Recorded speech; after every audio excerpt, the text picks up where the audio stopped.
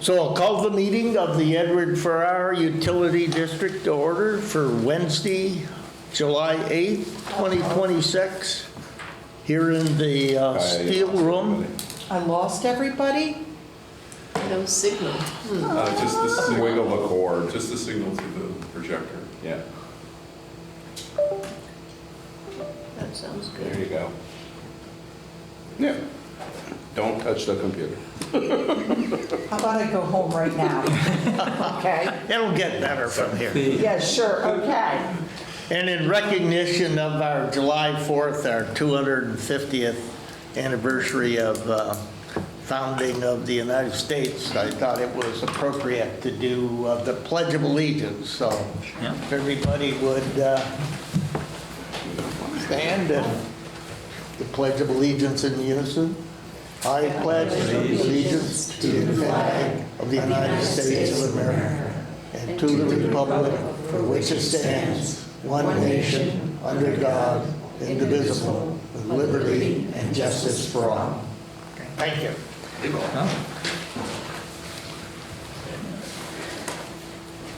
And next up is the public. If there's anybody here for something that isn't on the agenda. Yes, Valerie. Thank you. Hi, everybody. Hi. Hi. I just wanted to make two comments. So the first one is, I think at the last meeting toward the end, I think I was talking a lot about independence and non-independence. I do realize that you are an independent entity. I do understand that. I just had felt like you were moving more towards so with some decisions you had made. I just wanted to say that I think, Natalie, you had said we're water and sewer, and you are definitely water and sewer, but I think that, you know, the commissioners and EFUD is much more than water and sewer to me and to the town, I'm pretty sure. I know your job primarily is safe and reliable water and sewer for ratepayers and future ratepayers, and also to keep any unnecessary rate increases as low as possible, like to prevent that if you can. So I wanted to say that, I acknowledge that. But I also think that you should recognize, and I know you do, but I just want to acknowledge that you also maintain the revolving loan fund. And I know that a portion of that review and the vetting has been given to a different group right now. But I do appreciate and acknowledge that you do come in at the end and review the applicants. And I'm assuming the rates and the terms. And I'm also assuming that you kind of maintain the payments, like are they paying, are they not paying, are they delinquent? So I do acknowledge that, and that is a very big job. And I also want to acknowledge your stewardship on the Waterworks property. That's a lot of private property. I know that the actual water part is maybe 9 acres, and I don't know that for sure, but I think there's maybe 500 acres, 400 maybe in Stowe, but it's still your property. And you are a utility company and you can't monitor it. I wish we could, because there's been some shenanigans, right? And just recently, yesterday, the Vermont Attorney General just fined, you probably know this, 2 individuals in Stowe that had wiped out many, many trees and acreage to build some fun bike routes and trails, cut down trees in the state forest. And so that's a really big deal. And that was in Nebraska Valley. That is adjacent to our property. And who knows what they maybe have even crossed over. We don't know. But I do think that there has been some accountability now, that Stowe has recognized that you can't just go on and start doing this. And there's so many different apps that these bikers use secretly. So I'm a mountain biker, but I respect that our water is precious, and I do acknowledge that that's something that you're trying to get a handle on. And I also acknowledge that up and coming will be probably more collaboration with the town, as they are very focused on housing. Whether I agree or disagree with that is inconsequential, but I think that they are really pursuing the CHIPS program, which Community Housing Improvement Program. They're really working on it. And with that will come, I hope, a good collaboration from you as the water, sewer, wastewater people, because they will be looking for you, for guidance on capacity. Can they do it? Can't they do it? I mean, I would hate to think that they can't ignore you, and I don't want them to ignore you. And as a separate entity, I think that I'm sure your eye is on that. But so that's why I'm saying that you are separate, but there has to be some, I know what's going on in the town. I do want to say an observation from the last meeting, and this is not meant to be disrespectful. It is just simply an observation of the first 15 or 20 minutes of the last meeting. Cynthia, I'm not sure which one. Cindy, you brought up, and it looked like it was a concern of yours that there were some people in the utility district that might have said they might want some fresh blood or something like that. And I didn't really hear any comments until a non-commissioner sitting at the table said, well, anyone can run. Nobody has. Somebody has, and it was me. But people just need to run. So, okay, people want fresh blood, but then go do something about it. And then I know that, Natalie, you talked about succession, and I may be using the wrong word. Yeah, let's not say that. Let's not say, but you were just hoping that there would be knowledge among everybody that's Making commissioned. sure that we Yeah. lead your whole collective mind group. Yeah. So that it's shared for the benefit. I appreciated that, and I agree with it. And I didn't really hear much coming from the table, except a non-commissioner did comment that that really was, as elected officials, that really isn't a model for you. That's meant more for people like Rotary clubs. As elected officials, people need to run, et cetera. And then I heard, I think it was someone from the public said, up came that you were going to be looking for a clerk and a treasurer. And someone from the public stood up and said, well, do we have money in the budget for that? And again, no one on the commission or the manager said anything. It was the non-commissioner sitting at the table who said, yes, there is money for that. And then I'm bringing one more thing up, and it was just like the first 15 minutes, so it's kind of stuck with me in a very disappointing way. I believe that the chair said, do we need a secretary? And there was like some looking around at people. And again, it was the non-commissioner that said, no, you don't need a secretary per se. You do need someone to take notes. So I guess the point of bringing that up is not to pick on anyone. I saw an observation that concerned me because I come to these meetings because I want to talk to my commissioners, and I want to hear from my commissioners. I don't want to hear from a non-commissioner sitting at the table who has every right to sit at the table, a non-commissioner who is a non-ratepayer, does not live in the utility district, and more than likely, I know, not your treasurer. I know the treasurer is Bev. So it was really likely a consultant. So it was disappointing to me because I do come here. I think it's confusing for the public to come in and ask questions and make comments and have the words come out from someone at the table that's really not a commissioner. So it's meant with respect. It's an observation that was kind of hard to watch because I respect all of you, and that's why I come. And that's all I have to say. And again, it is with respect, but I couldn't not say it because it was a little disturbing, knowing that this person is a wealth of knowledge, right? Knows everything about everything, been in the town a long time. But that being said, that's a little scary for me too, that if he's not at the table, you know, what's happening, what will happen. So I hope that you just listened to me and took that with respect. And it's a beautiful day, and I will see you next month. Thank you. Thank you. For taking And I the do time appreciate all you do. to come and express your thoughts. I And know. thank you for letting me. You're welcome. And thank you for the packet. Appreciate it. And I forgot to put on or I forgot to approve the agenda here. So backing up a step, is there any amendments or adjustments or addition to the agenda that? It's the 2025 annual report that we have corrections for at 5:30 PM. Yeah, that's correct.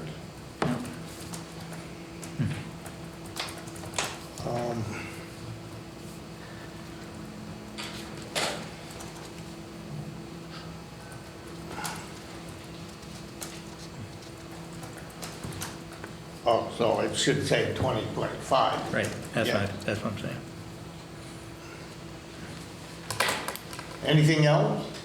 I just have a question on the discussions of members of the UDEC loan committee, subcommittee, advisory committee on the update of UDEC procedures. Is that the sole purpose of that agenda item?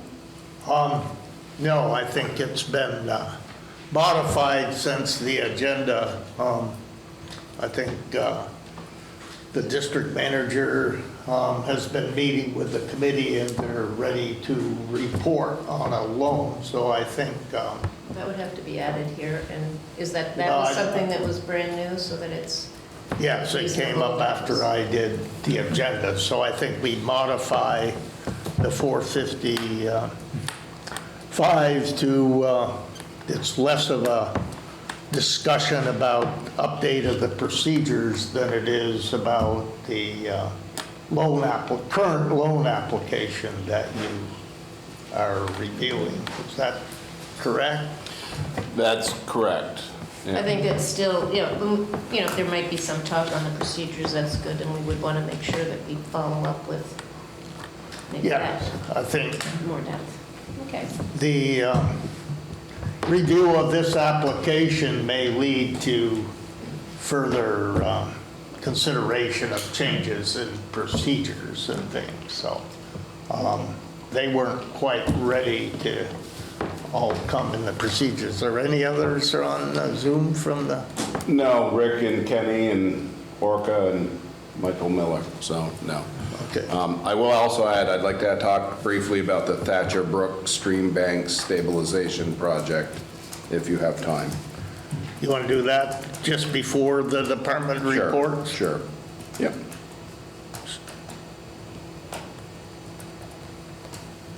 Thatcher Brook Stream Stabilization Project. Close enough. Yep. Okay.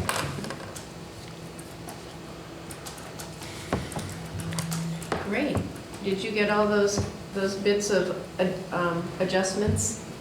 So that if I said I approve the agenda with the aforementioned adjustments? Yeah, consider the corrections to the 2025 annual report. Yeah? And then, Adding the loan, the UDEG Loan Review Committee to include a report on an application. okay. And then the Thatcher Brook Stream Bank stabilization. Are you making that a motion to? That's my motion, to approve all those changes. I second it. Bob seconds it. All those in favor of the motion to amend the agenda as spoken, adding UDAG loan, the 25th annual report, and adding the Thatcher Brook Stream Bank. All those in favor say aye. Aye. Aye. Aye. Thank you, Rick. So getting started, minutes of June 10th. I think they're in our package here. Yep. I have a couple of questions, questions and possible amendments. On the minutes? On the minutes, yeah. Okay, go ahead. Okay, now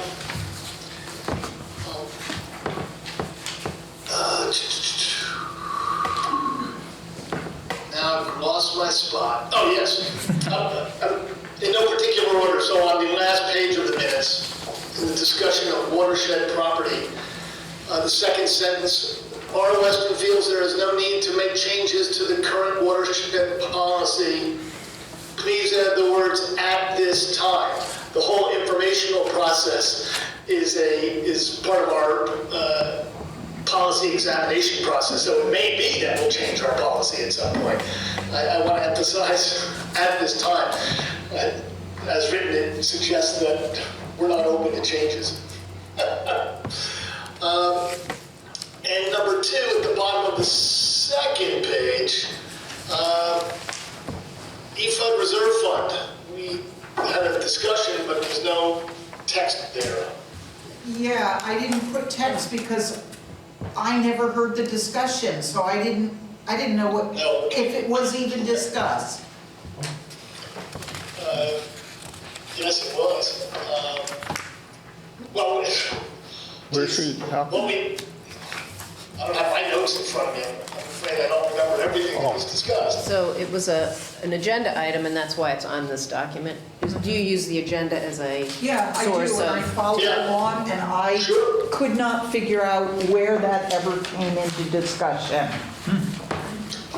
Okay. I've got some notes, some personal notes. This was, yeah. Yeah, what are they, Cindy? Just so, maybe maybe it's a simple sentence saying that we would come back to it this month, but I don't think that's quite right. Yeah, What are your notes? 3 points. Last year, voters did away with the Utility Capital Reserve Fund. Secondly, Shepelek put in that water and sewer portfolio should be invested 60-40. And then the third point was Bob pointing out that we need to get into compliance. I can't read my writing, and Skip didn't think that our reserve fund is operating as a designated fund. So I'm not sure what all that was about, but. Also, Bill Shepler was going to rebalance the That's what I said, that was the second point. Edward Jones, yeah. Yeah, That was sort of mentioned here, though. sorry. Okay, well, I think that's about right. I remember 2 of those things now.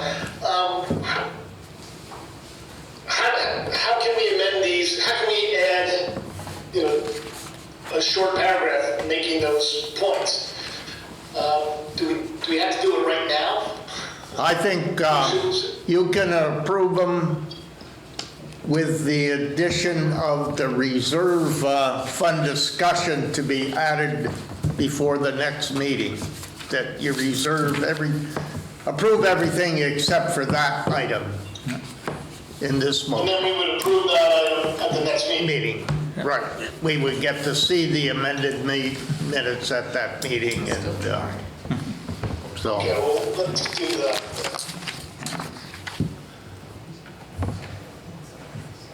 So what are the notes I'm making? I've got last year voters did away with the reserve fund.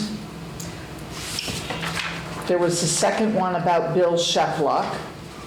Was going to read, yeah, but we just, I think but this was sort of work product here, but for the minutes, we would say we would approve these minutes, in theory, all of them except the E-Fund Reserve Fund section or title, of which we would look to readdress that next meeting, right? And we can do that offline. Yeah. Wednesday, Tuesday. We will present to the notes on the reserve fund to be added to those minutes. Well, it's all recorded, so I think that's the basis of our information, is going back to the recording of the meeting last month.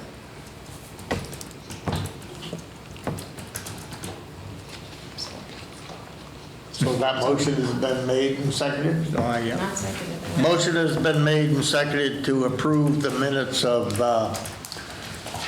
June 10th with the exception of the reserve fund, of which we will provide amended minutes for that at the August meeting. All And those, with the change that I suggested, right? yes. Yes, at this time. Yeah, the watershed property edit.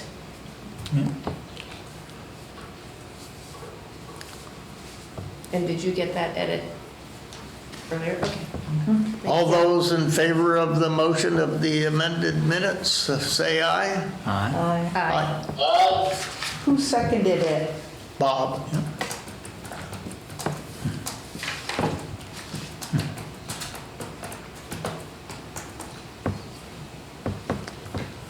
And moving on, Joe Barr is here. He came to us earlier about the lady slippers in the watershed, that he offered to go up and locate them and get a GPS. I think he and Woody have worked on them, and he's got some pictures of them. Were they in bloom where you were there? They were, and apparently you saw a few late ones. Yeah, they were Oh, on their way out, but Yeah, yes, yeah. yeah. Yep. So we're trying to share those with the people online, so. Okay.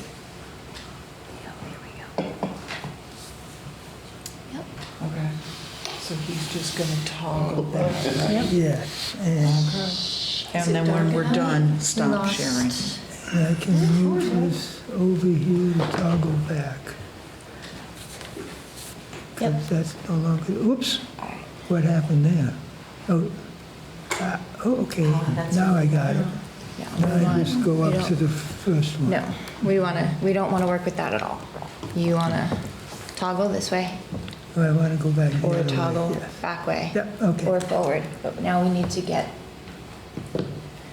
It was everything this one. reconnected. Yeah, there's too much tension on those cords. Thank you, Woody. So, because they're pulling.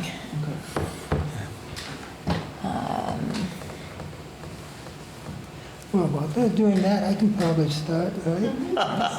Try Sure, to you can, get us caught up again with the agenda time.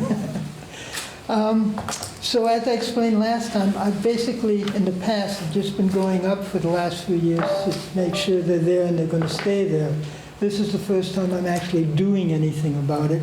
And the first thing I did was try to get an idea of how much space was actually taken up by these plants. And I just need a rough estimate, so I basically stepped off 57 steps. Average step is 2.5 feet, comes up to about 130 feet long. Getting the width was a lot more difficult because on the length, I just followed the path, no problem. Getting the width, it was in a forest like that, and the problem is you keep running into trees. Imagine that. Yeah, imagine that. So you couldn't keep a straight line going, and you couldn't even just step off to the side a little bit, because then you'd step into a patch of lady slippers. So for right now, I just did a visual estimate of about 20 to 30 feet, taking the midpoint, 25 feet.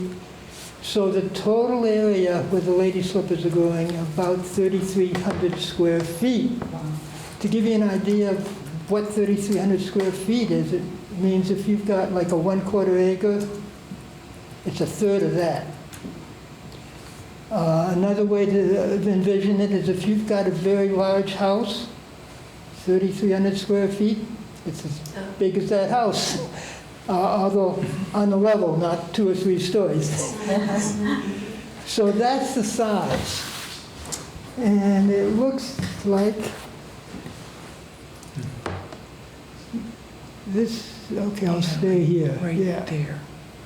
Now the vegetation, and by the way, this, you can see how difficult it is to see the lady slippers because there's vegetation all around, and you can't even see them in this picture, but there's about 20 of them.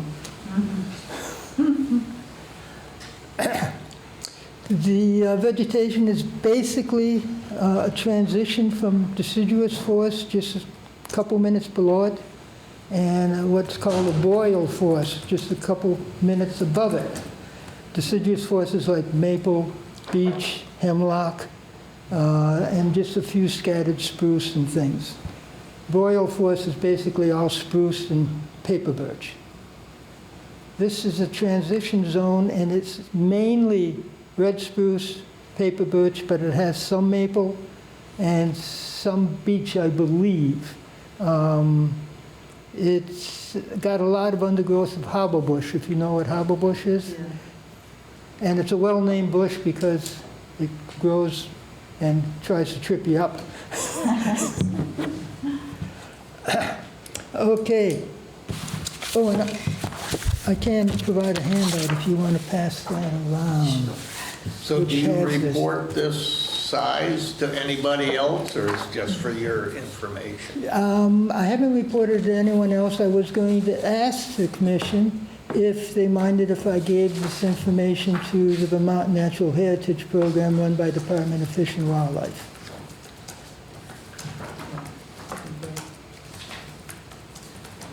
Are you familiar with that, Cindy? Yeah. It's what Do anybody. they track this Yeah. throughout the state? Yep, they do. And this is the sort of resource that people use anytime they're doing an environmental evaluation for a project. It's used by a lot of people. So you want to make a motion to give him permission to, You'll I need a move vote. that, so future people will know what we did? yeah. So I move that we allow Mr. Barr to share this data with Vermont Forests and Parks. Well, I think it's Fish and Wildlife, but I'm not sure. Oh, okay. Fish and Wildlife. Agency of Natural Resources. It's Agency of Natural Resources. That's Um, really great. Natural Resources Atlas. Okay, so now we get to the count. Last time I told you there were about at least 75 in bloom. I've got a much better count. I was going to do a sample. I couldn't do that because the distribution of the lady slippers was such that you couldn't just do a sample and get anything that was accurate. So I actually made a count because I was able to pretty carefully walk around and get a count. There's 75 in bloom this year, 106 not in bloom. Wow. You're happy. That's a total of at least 100 and, what does my figure say, 81? And I say at least because I didn't get some on either side that was scattered out. I just stayed in the main area. So this is really a spectacular site for lady slippers. Again, most of the sites I've seen have any place from a dozen to 2 dozen, and that's about it. Is there something in particular with the soil that would have That's others? something to be determined. Okay. They are in a transition zone. Transition zone tends to be a little more acidic than the deciduous forest, but perhaps not quite as acidic as the boreal forest. And they do like acid soils. Whether they like them extremely acid or not is something I haven't been able to discover yet. Are these the same one that you and Mike were aware of? No, we didn't find nearly as many as this, yeah.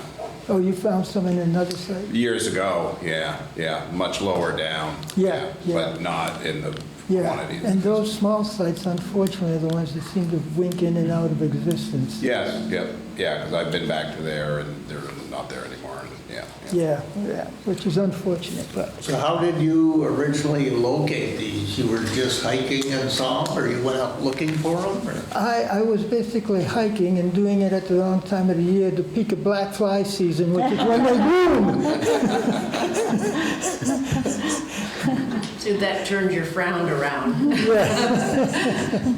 Yes, exactly. Yes, So is it, I'm curious though, you said when you were walking along, it was so that you were walking along maybe the trail, I'm not sure if you used the word trail, but is there like a little walking path at that area? yes, it looks like an old woods road. It's one of those, and it goes up probably to where the state forest land begins. And that's the reason I was walking it, because I've discovered a way you can start from your property, go up to the state land, and get up to Stowe Pinnacle. Another access. But that's not something I think we And should it is publicize. a deed property, not, Just barely. is that right? What's that? It's just barely on our property. Yes, you go a little further up Yes. and you transition into the state property. Yeah. Yes, probably another 10 minutes or so, I'm Yeah, guessing. not long, yeah. It's probably where that old woods road ends, is where I'm guessing. Yeah, Yeah. so. Yep. And a lot of people know about that old woods road, because I've met people walking it, I've met backcountry skiers coming down from someplace. So it got some use. If that's of any concern to the commission, it was getting use. There were no mountain bike trails near it, were there? I did not see any sign of that, no. Doesn't sound like that is the quadrant for that. No. Now, just a couple more pictures to show you how I was able to actually count the ones with just leaves. But this is how they cluster. So you know, now you might have to go 4 or 5 feet, and then you get another cluster, and then you go 4 or 5 feet, and you get another cluster.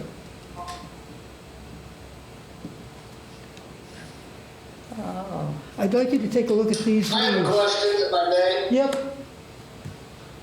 Go ahead. You said, yeah, thank you.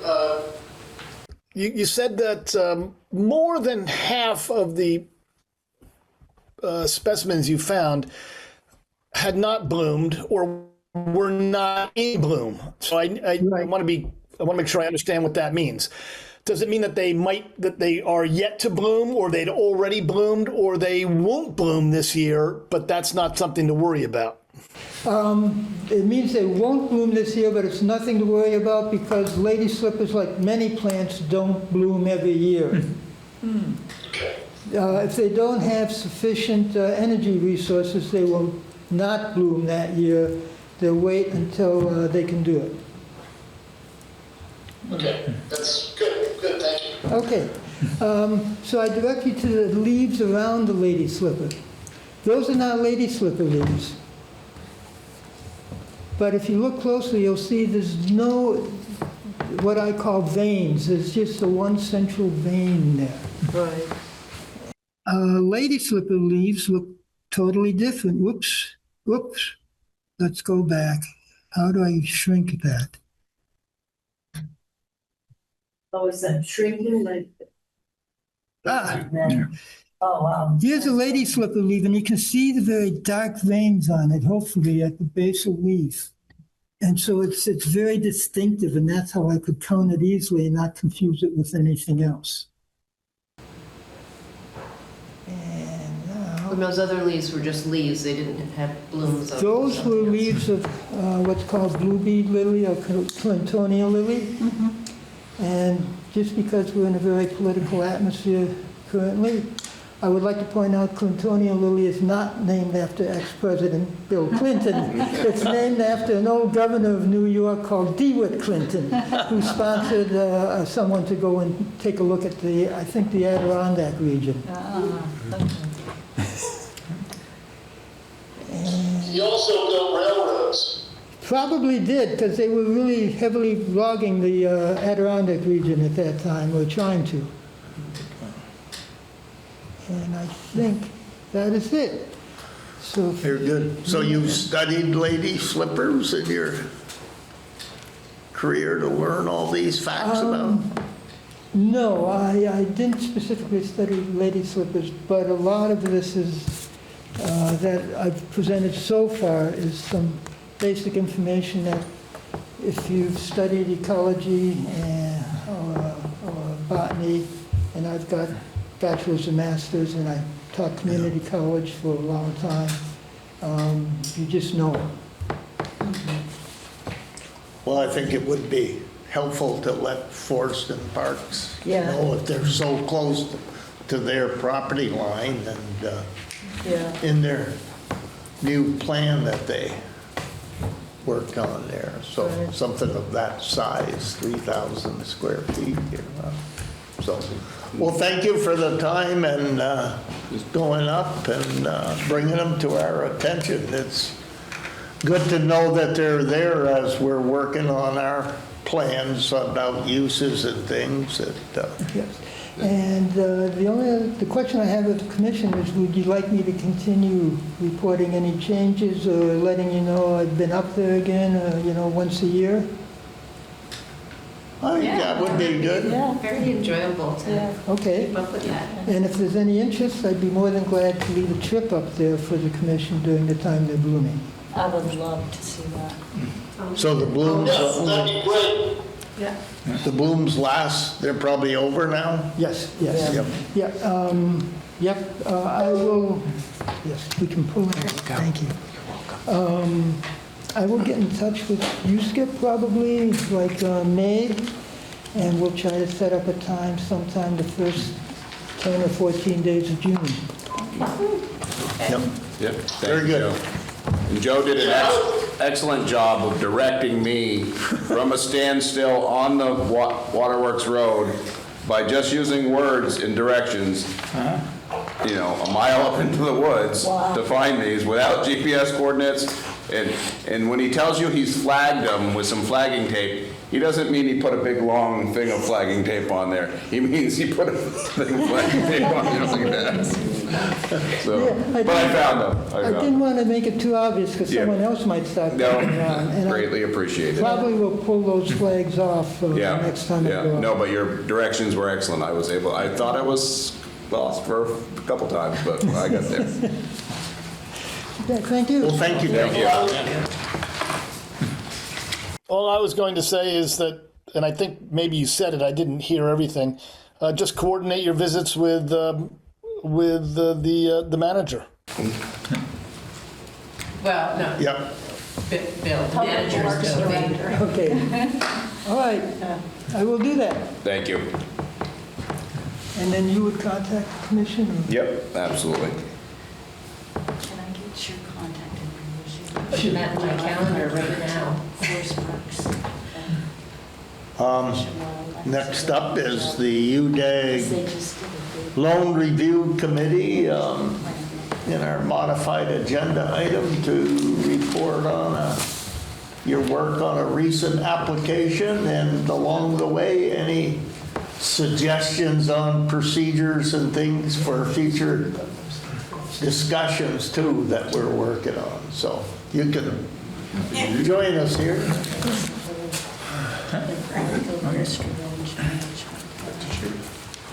Teams stick together, so. Excuse me. So joining us for the record is Rich Hayes and Ann Imhoff of the UDAG Loan Committee. And I will just caution you too that some of the financial information is proprietary to the owners. So- Yes, absolutely, yeah. Yeah. We don't intend to have anything visual, and the audio comments will be benign. Okay. Yeah. So the two newest members, and they gave you this job? We volunteered. That's part of the pecking order, who are the last in, Well, you got to earn your way up the ladder. Right, So. right. So, I'll jump in, and we have an application in from the Bidwell. The Bidwell is a new enterprise that's standing itself up, as we speak. It's in the former Stowe Street Cafe location, which recently ceased operations. So I think we're familiar with the venue and that as a potential locale.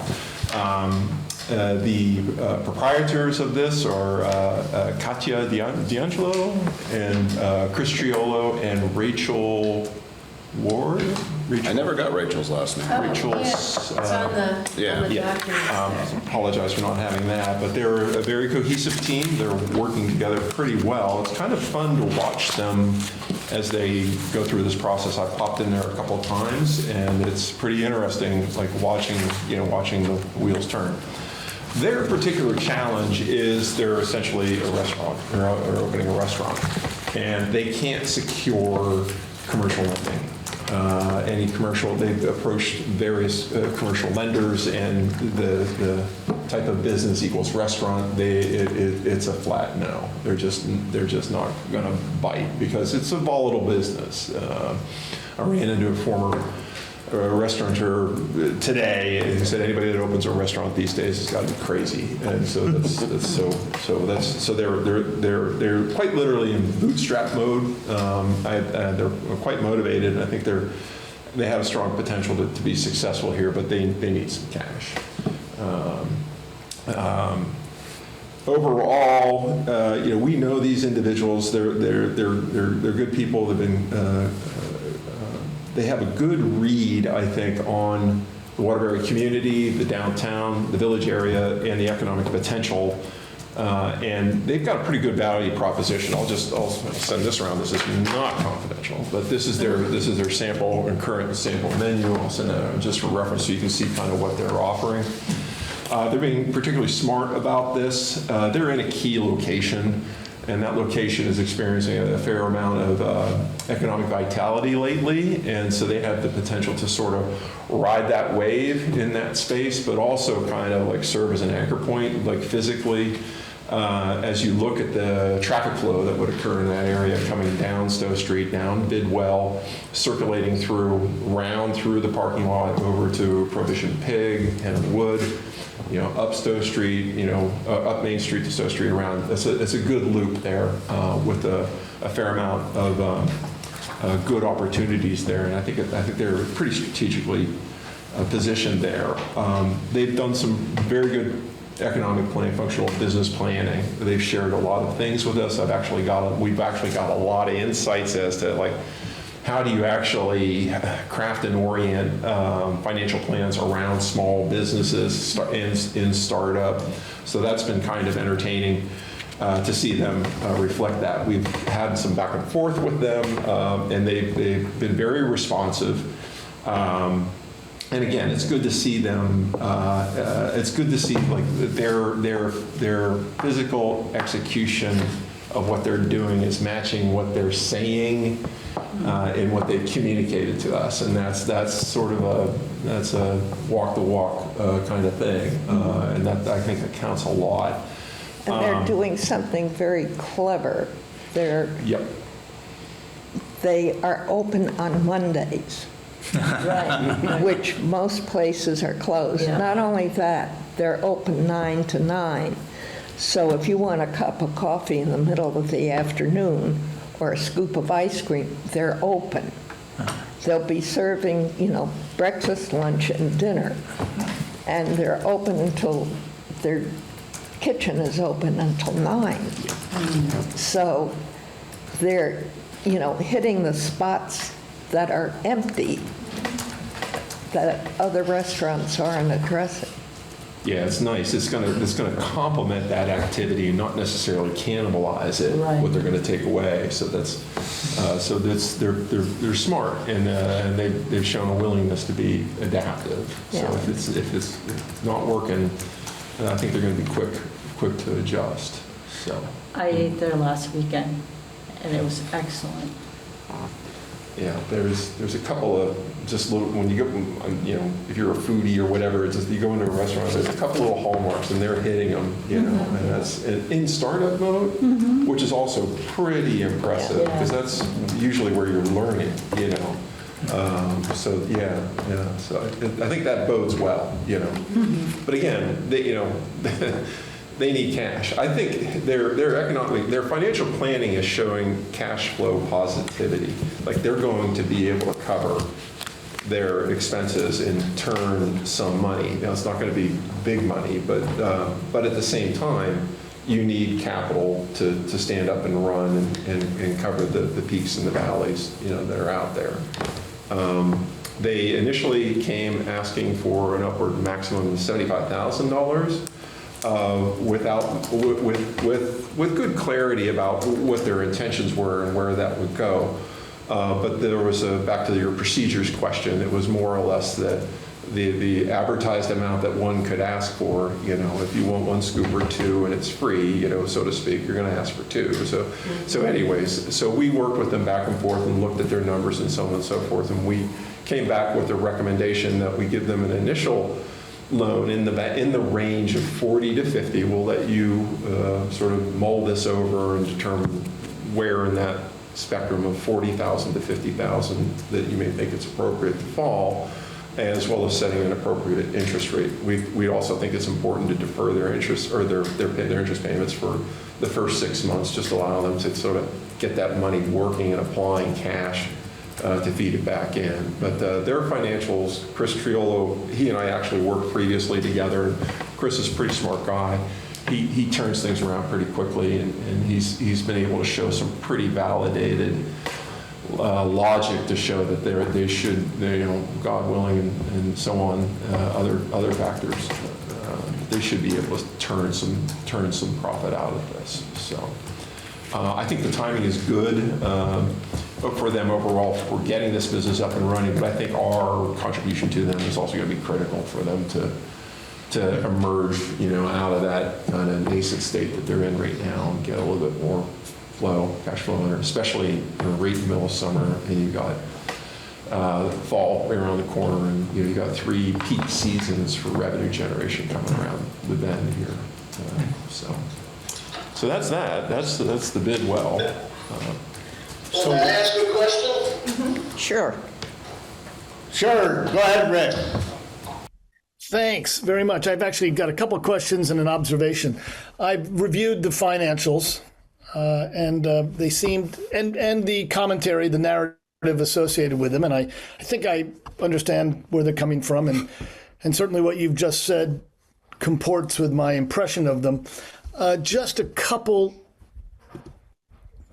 technical questions. One is, I didn't spend enough time with him to be able to answer this one, which is, why is the income statement for the first 5 years, why are the numbers slightly different than the cash flow statement? Now, I understand cash flows and income are maybe different for certain reasons, and that's what I'm really asking about. They're close, but they're not exact, and I was wondering if you could explain to me where the differences lie. That's one. Yes. But let me just I'll give them all to you. Number 2 is I can make no judgment about their sales forecasts.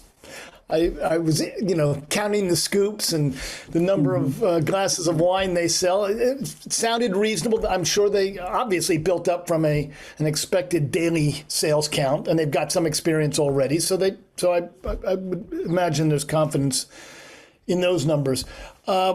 What struck me was what appears to be a relatively small annual payroll for full-time and part-time employees.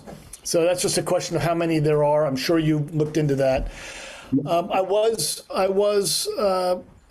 actually, you know, buoyed by the payroll for the owners because that means, I mean, if there are any cash flow problems, the money comes out of what the owners get paid. So that's good. There seemed like there was some buffer there. You can tell me if I'm understanding that correctly.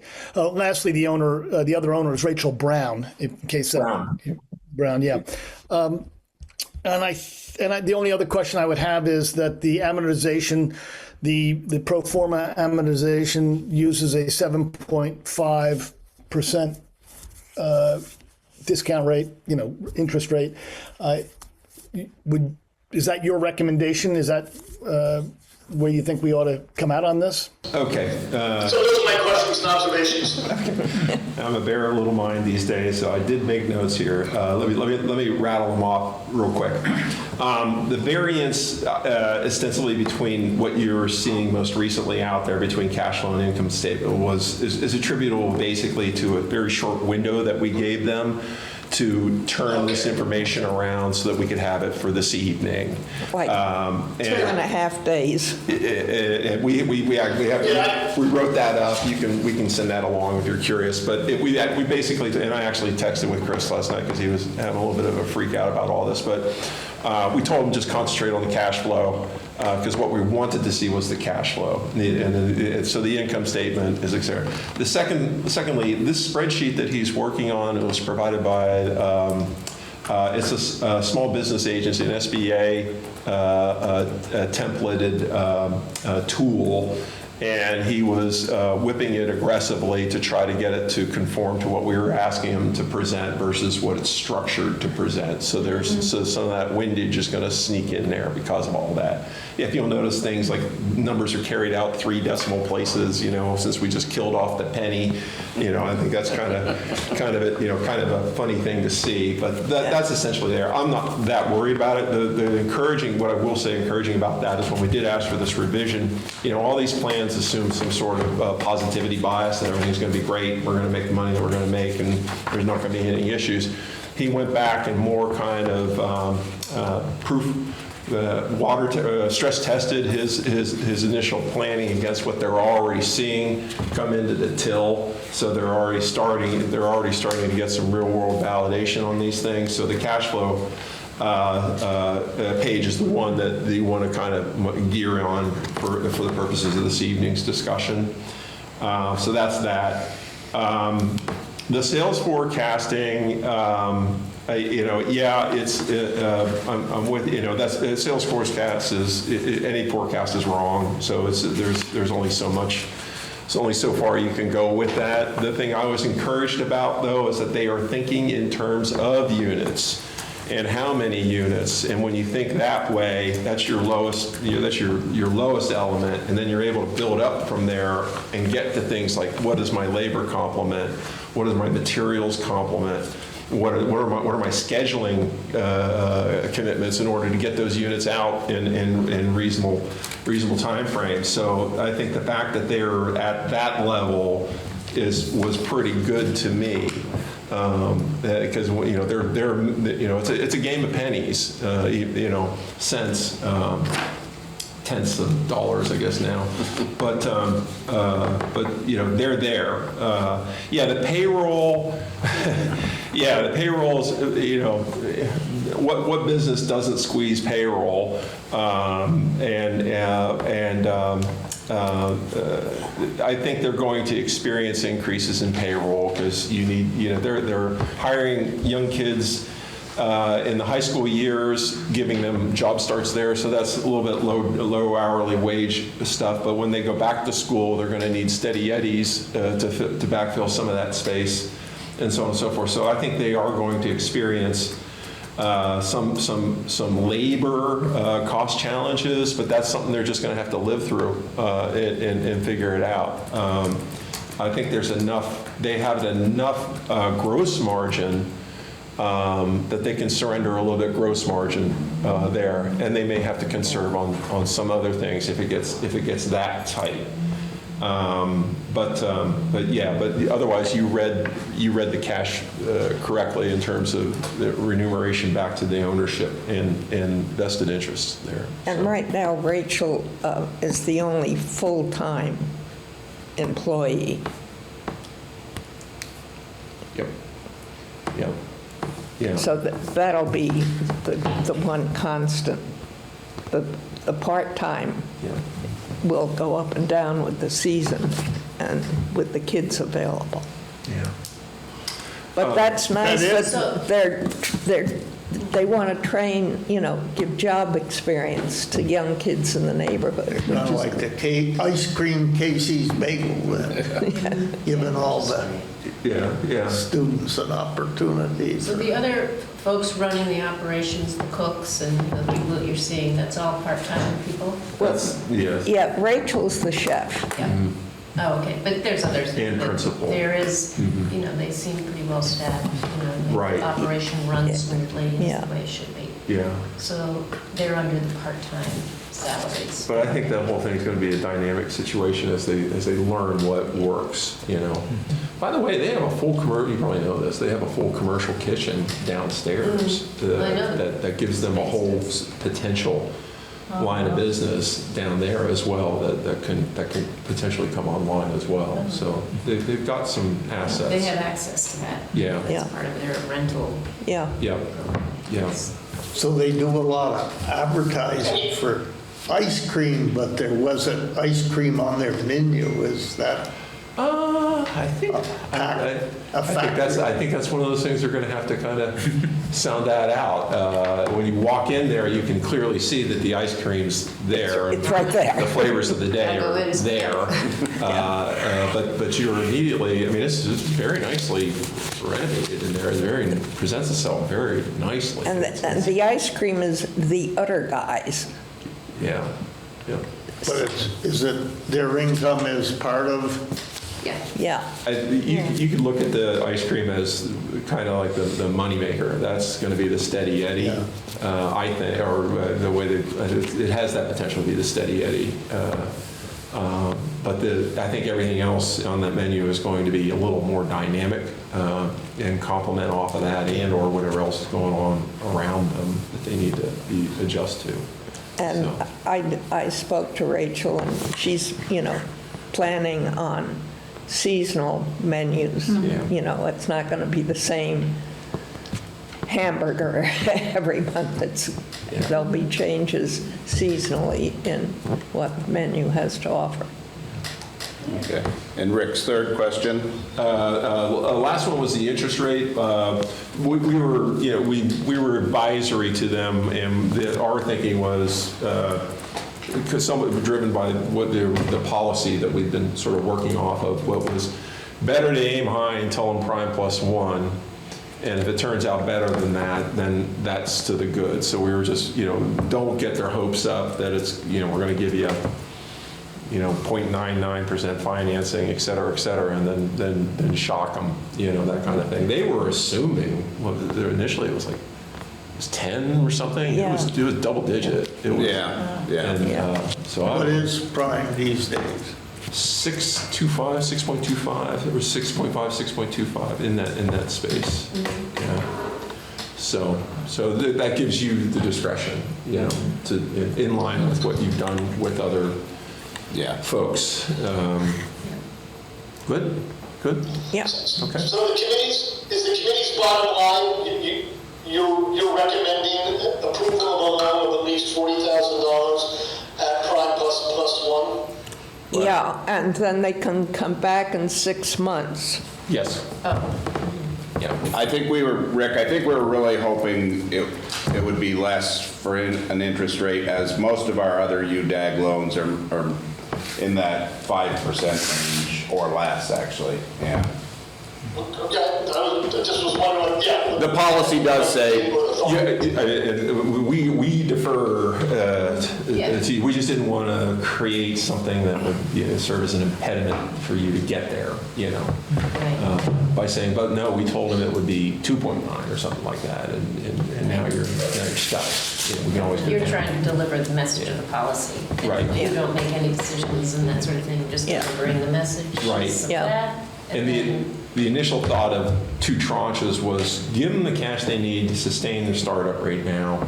Let them figure out which way this thing's going trajectory-wise, and let them come back and say, we need another 10, 15, 20, whatever that number may be. But then they could also come in with run rate information, which would take all of this kind of notional thinking and say, all right, great, let's set this aside, let's take a look and see how you're doing. Where are you actually, struggling, and where are you actually making it, so that kind of thing. You didn't mention the word of, in the old days when we had Bill Shepluck and people were coming, we always looked for collateral. I don't know the term, we had a lot of collateral on old equipment. We were in 3rd place. And that's less a discussion about this opportunity and more discussion on procedures and what do we value. And honestly, these situations present themselves differently in that regard. I think this is one where we were more concerned about where are we in the payback line. Like, are we first, second, and third? If you're making money, are we first consideration, second, third, like, you know, third? Are you going to pay yourself first before you pay us? Or are you going to pay us first before you pay anybody else? That kind of thing. And then the whole premise there is that there's got to be at least enough money coming in for anybody to get anything, you know, so. I think this UDAG thing is perfect for, you know, businesses like this to kind of start up that can't get the money from the bank, but it's, you know, good for the community. That's exactly kind of what we had hoped to do and stuff. The policy does talk about how we would always be behind a bank. The bank has already given something to support the business. There's no bank here. So. There's no bank here, But so they're that is private. different. The policy says we can look at, we can still consider, so that is good. That the door is open there, but, you know, giving that extra risk though, it just, one wonders if you balance that out. It's a risk, yeah. I mean, it's And they know the town, you know, they know the dynamics of the town. Yeah. The Stowe Street Cafe had 2 UDAG loans. What is the status of them? They're current. Okay, so she's going to continue to. I can't speak to what she will be doing, but Yeah. yes, she has. She has been. Okay, thanks. Bob, as the UDAG deal maker like the Ice Center, you got some thoughts or? It's out of my experience to sit and judge a prospective restaurant. I just don't know. So, we asked these guys to look into it. They looked into it, and I'm willing to. I will say the committee has, I mean, the latest word from the Bidwell came through at, 10:58 last night. I mean, and Rich and others on the committee, this was not our first look at things. It was our 4th or so, I think. Yeah. I used to work with a guy who used to say, there's a there, and there is a there. It's you can grasp this one pretty, especially if you've been there and you've seen it. You know, there's something there. Now, of course, it's all completely, subject to the way it goes. Yeah. But their oars are in the water. So you mentioned in the beginning suspending, was it just interest payments or suspending loan payments for Loan 6? payments, yeah. So they wouldn't pay Principal and anything for interest. 6? Yep, first 6 payment, months. 6 months out, right? Yeah. So it would all start in 6 months, Right. interest-free, Right. Yeah. And they were, in their comments to us, they're debt aggressive in terms of wanting to retire. So if they're doing well, they want to clear their obligations because it leaves more for them. Yeah. At the end of the day, they aspire to be free and clear. And what was the length of a loan you were? 5 years. I'm sorry. 5 years? Thanks for catching that. Yeah, 5 years. For the full, if they had 75,000, it'd still be 5 years? There'd be two loans. 2 separate loans. Of 5 years duration. We did that to align with their lease and also to get them thinking of, okay, let's do 5 years. Let's think 5 years. Think startup, stabilization, and then run. Get them thinking that, get them to project their forecasts and et cetera on that basis too. So all that aligns, their lease, their alignment, and then their business alignment, and then the loan terms. So we could get some correlation of all those 3 things there. Well, I think, just to offer something, I'd be okay with giving them, you mentioned 40 to 50, I would give them a little break and give them the 50 in the first round. And you're suspending the interest, or all the payments for 6 months. I don't Okay. know what the interest rate, whether we want to be, I wouldn't do the prime plus one, but prime, or you mentioned 5%? Probably -1.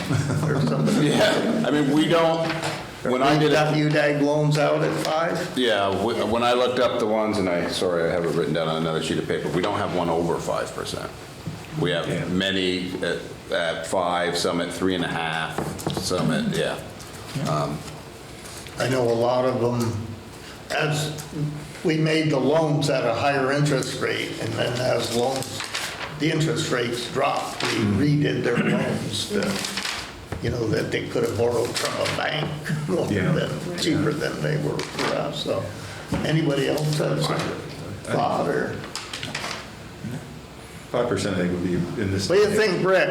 Be generous. Okay. You think of 5%, keeping in line with the tenor of what we've done with other businesses that are similar but different? What do we, well, you know. Yeah, well, it may not be as low as other interest rates, but interest rates were lower at one point, so there's still a relationship with the general market.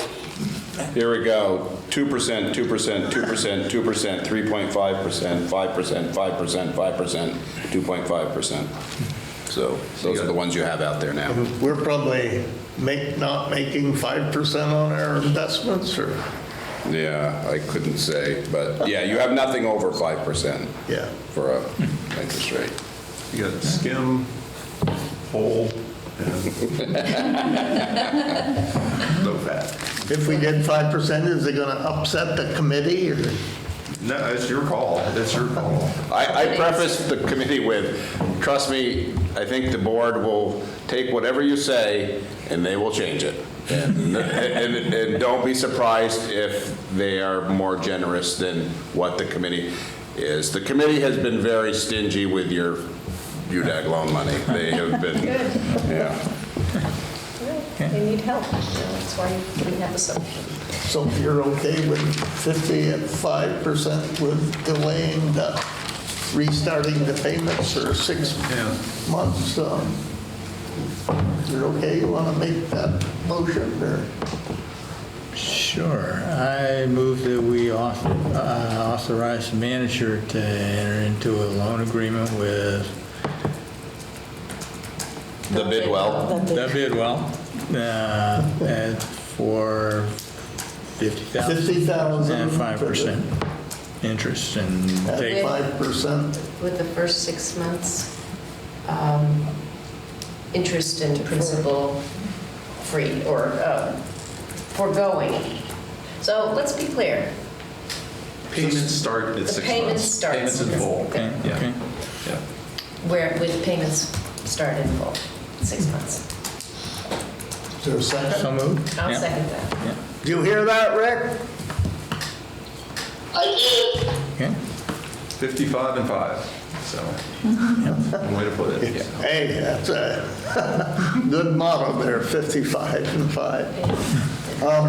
Motion has been made and seconded to authorize a loan, the manager to give a loan up to $50,000 at a 5% interest rate with repayments to start in 6 months. Yes, dated issue.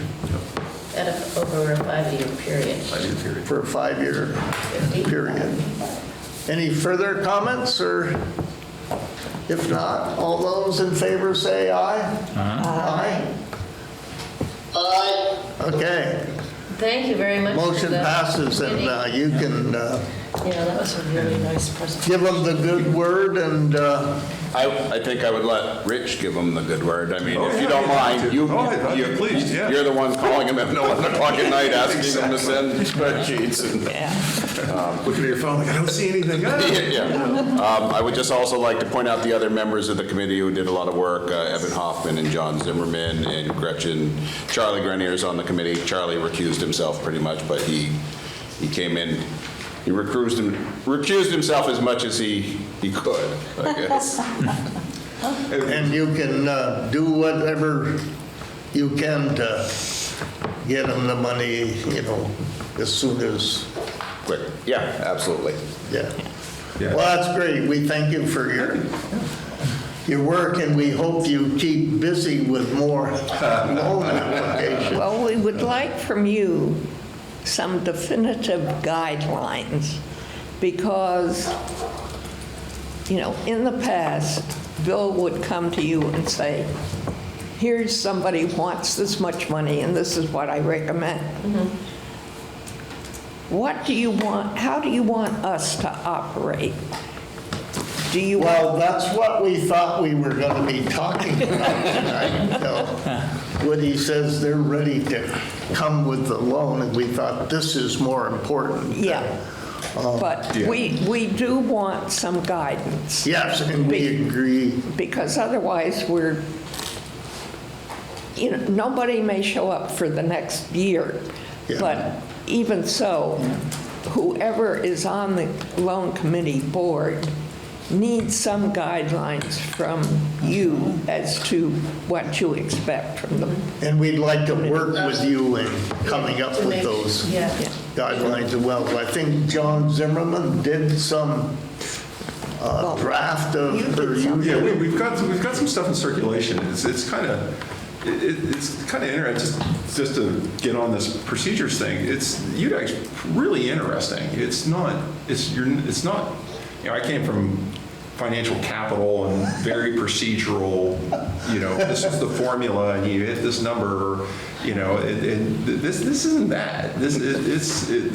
You have to have a demonstrated flexibility on both sides in terms of what the applicant is trying to present and ask for, and then what you're also willing to do to preserve the intent and integrity, but also satisfy the opportunity. And so this isn't necessarily, we can't form this, we can't put this on a form like, use this box to tell me what you want to do, kind of thing, because that has a tendency to kind of stifle like what otherwise is trying to come forward, So that also means there's going to be some cycle times on some of these things. It's gonna pop around a couple of times potentially, but that adds context, as long as we're dialed in and listening, Rich, I agree with you. It's important for us to remember, and in developing guidelines, that we're not a bank per se. We obviously do want to preserve capital, but we're not merely a capital preserving organization. We have a public good component to this whole process that we really want to define and act according to. Yeah, I agree with you. Yeah, I would say from your perspective, there's certain attributes that you're looking for, generalized attributes that you're looking for, where you're looking for things that are going to add to the community. Evan commented about potentially drive employment or be figures or something so you're going to have to kind of fathom that a little bit. But there's also what standards you want the applicants to hold themselves to. If you're looking for these attributes, but we also expect these standards with respect to the granting, the giving and the receiving of granting of loan and receiving of payment there. Because like you're not really a bank, you're more like a seed fund, so that's a different. There's a lot of space in there. Yes. And you don't want to squeeze it out arbitrarily and kind of thing. So you got to allow those lady slippers room to grow. Well, it's been, 2 years almost? Well, we did that tree loan there. Yes, the treehouse, yes. Treehouse, but there was a while that we didn't get any applications. I think a couple of years we didn't, so. Well, you can give them the bearer of good news. Be happy to. Yes, thank you. For all your work and things. And now you've risen in stature as the new members on the committee there. Swabby second class, huh? Thank you very much. Thank you very much.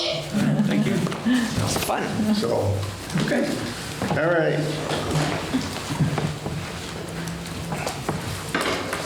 EFUD procedures, we talked about this and voted on the amendments last meeting, and I've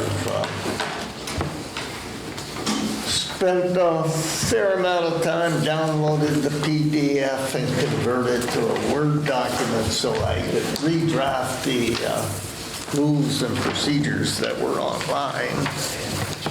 And the two additions we made were numbers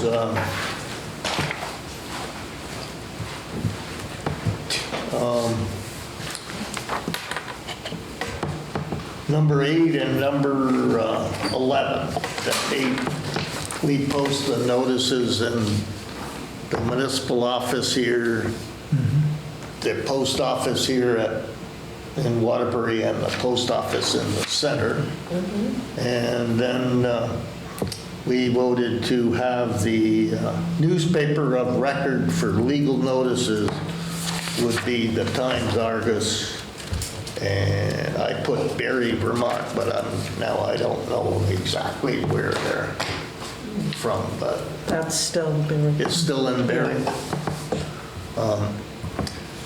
So we voted on these last time, but I think if we want to re-vote, and I have a copy here we can sign, and then it can be posted on the website as the rules and procedures. Everything else is the same.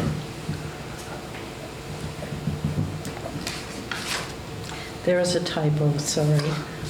Yeah, you're missing an R. Is it in number 8 or 10? It's in 8 and 11. 8 or 11. Oh, Spelled Argus wrong? Yeah. And Well- then in 8, Mason Street, Mason. Oh, yeah. I guess Is that yet another one? No. Where's that? That's number 8. It's 28 North Mason Street instead of Spell Main. check puts in words sometimes. So. And then Argus. No, there's no word Mason. It doesn't exist. Nice try, though. Well, we can approve it with correcting those, and I'll send Spell it it. to the, I don't know who I send it to now. But are we supposed Send it to to me. actually send we're supposed to each individually sign this particular? Well, I wouldn't sign the one that's got misspelling in it. Right, but we We do. can get it corrected, and then you folks can stop it and sign it during Okay. your spare time, so before we get it posted, so. Do you want to make a motion to approve it with the spelling corrections? Looking at me. The rest of it didn't change. Okay, so I'll make a motion to approve the Edward Farrar Utility District Rules of Procedure document with a few typographical errors corrected, but in substance, this document. Dated July 8th. Oh, dated July 8th. Yep. Is there a second to that? I second it. Second. Yeah. All right.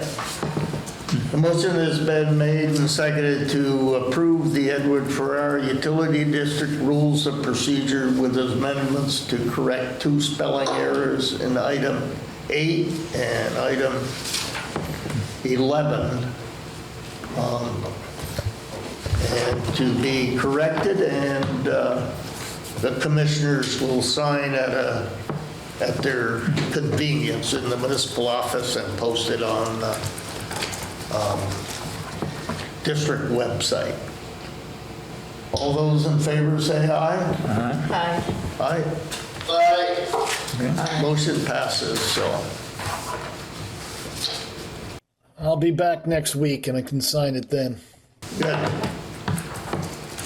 And then we have 1 week. a 1-week rule request for the executive car wash. Is that in our package, Kaya? or- Yes, I sent to you. I got a note from Tucker Spillane that the leak was discovered May 27th, fixed promptly by Kenny. The meter was replaced.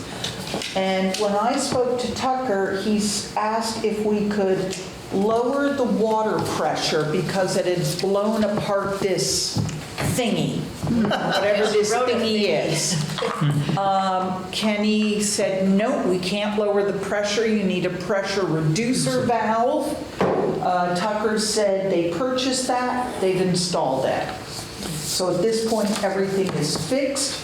So now he's wondering if he could go with the one leak request, which would bring that 7,300 plus bill down to something closer to normal, $3,325 and change. So he's asking for a $4,024.27 adjustment. Your highlighted note there about if the leak spills over into the next, did it spill over into the? Well, we read February, March, April. The next reading is for May, June, July. So if this was fixed on the 27th, I assume there's going to be a high bill next month. And since it's considered a one leak policy, it might affect 2 billing cycles. And so that, I just wonder about water use in this time of year, you know, because you're looking back at, I don't know. So it was fixed 27th of April or 27th of May? The leak was discovered around the 27th of May and fixed promptly due to a leak inside the water meter. Kenny came and fixed it and replaced the meter, which solved the whole issue. Does the estimate of the excess usage, you know, the losses, does that give us an idea of it should give us an idea of when we think the leak started? I assume there's got to be some connection there. So, I mean, the reason I'm asking that is because, well, it obviously, the leak certainly started at least in April, right? Okay, it had to have been in April in order for it to be in the building. That means if we think it was leaking for a month, we would see in the next billing cycle a repeat of this amount of money, this amount of water being, missing in action. Do we have a sense of when the leak might have started, so we have an idea of what the next liability, as it were, is going to be? Because there's certainly going to be one for 27 days at least. You have any idea, Woody, or Kenny still on? Yeah. Yes, I'm still on. You have any idea about this leak or recommendation or? Hi, I guess I'm confused. Is this Executive Car Wash Tucker Spillane, or is Tucker Spillane 63 South Main Street? No, this would be Tucker Spillane Executive Car Wash. Chip is Tucker's father. Chip owns Executive Car Wash. Okay. So there was one question from Rick that I think he was asking about if we could tell when the leak happened. And the meters that we currently have, with the exception of Neyland Fikes Trailer Park, do not give us that information.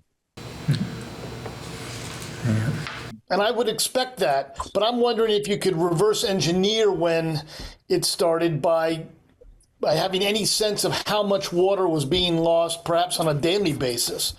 Some estimate that you would do just from, you could have done from just looking at the leak and seeing what was going on.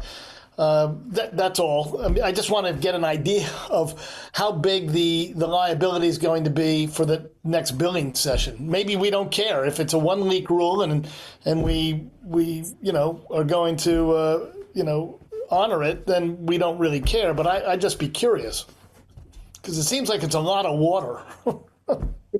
It is. It's a car wash. And then, it's a time of year where we're using the car wash a lot. But it is a one leak rule. I mean, the policy is such that We'll have to go to the author to get the proper interpretation of it. I think the purpose of the rule is to get them to fix their water systems right away, as soon as they notice it. And the guy, it's funny, if the next building is a lot of water, that means they didn't fix it right away, but But Kenny was part of the fix, right? So when did Kenny do his work? It says the leak was discovered around the 27th of May and fixed promptly. The next day, maybe? Something like that? So Kenny, was water actually physically leaking out of something and into the drain? Well, this is where I'm confused because 63 South Main Street, Tucker, Spillane, I went and physically changed a meter at that location. That was not the executive car wash. I was notified about the executive car wash at a separate email and never actually went there because the fix had already been completed. Okay, Kenny,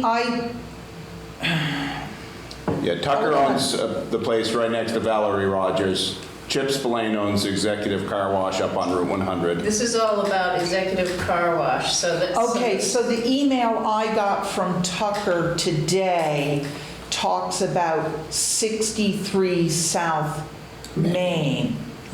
Oh, and he wants to add that to the one leak policy as well. So we've got 2 Spillanes.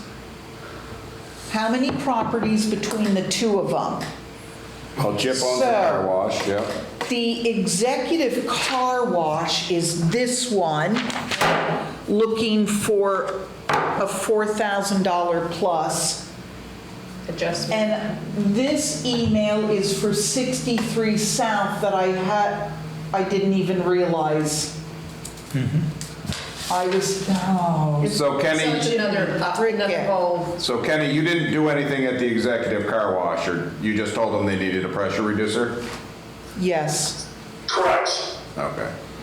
So you don't know when they may have happened to have fixed that? I don't. It was a brief conversation. Executive car wash was, my understanding of this situation is they upgraded their car wash recently, and the old system that they had could handle the pressures. The new system could not, and they never needed a pressure reducing valve. My recommendation was, although I'm not a plumber, they need to have a pressure reducing valve so they can handle the new pressures, because there's some filter involved. I think Kaya actually has that filter with her. That filter housing could not handle the pressures because of the install of the new system. If that makes sense. Yeah. So what I included was for executive car wash, and then the memo I was reading was for 63 South Main. My apologies, I'm confused. So we don't know what the request is for 63. We have the story. No, I just realized. Okay. Yeah, I just realized he's also requesting for 63. Okay. So I'll get that together for the next one. And if we can find out about his, it sounds like though the story was he at 63 fixed it promptly. Those words belong to the 63? Yes. Okay, that's good. Yes, okay, my apologies for my misunderstanding. And So we don't know the dates of the 63 either. We don't know if that's going to cross 1 or 2 cycles. We don't know anything. No, you don't know. We don't know anything about that. Yeah, I don't know anything about The data we have here 63. is May 27th. Yeah, we don't know anything about it. Yeah, May Right. 27th was when this car wash was fixed. That's what we know. No. No? Oh. May 27th is 63 South Main. Sorry. Yes, Kenny? Go ahead, Kenny.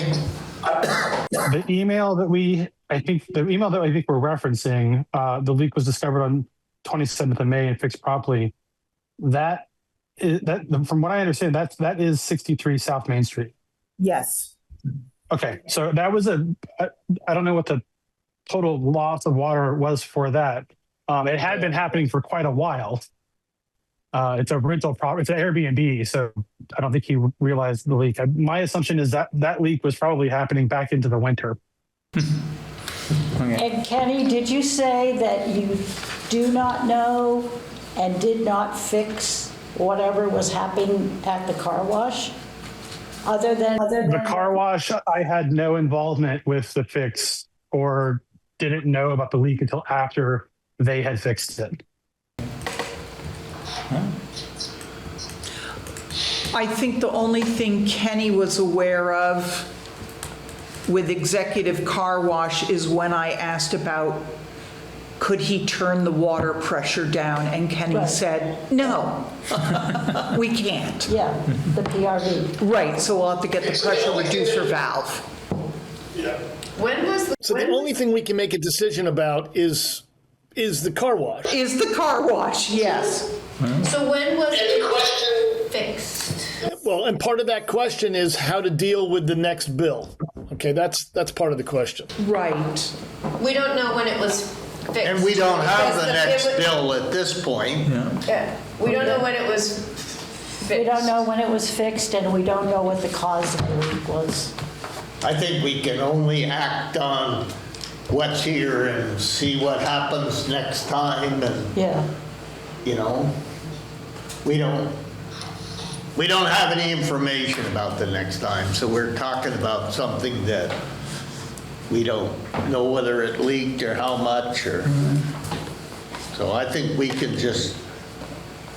debate whether it's 1 leak or 2 next time and see what it was.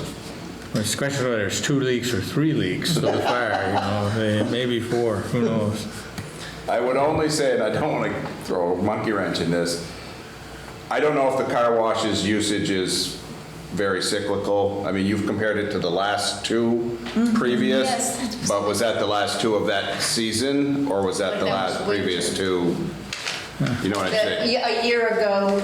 Yeah, and I don't know. The prior year I is don't know if there's probably a- what is more I mean, you correct want in to that be kind of comparing business. like 5 So, years each When the month. meter was read on April 23rd, 25, 20,500 units of water. I don't know if that's gallons or cubic feet, but 20,500. When it was read again July 23rd, 25, 9,600 units.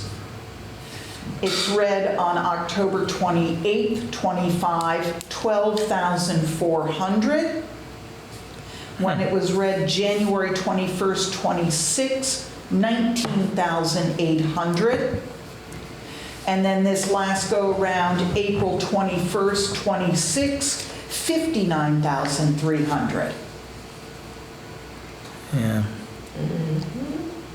Yeah, so as I hear those, I hear a slightly larger springtime usage than, not a lot, but Yeah, yeah, yeah. I mean, I mean, here we don't, but you're making the point, Bill, and I agree with you, that if we're going to compare yes. the bills, we should compare to the previous, a year ago.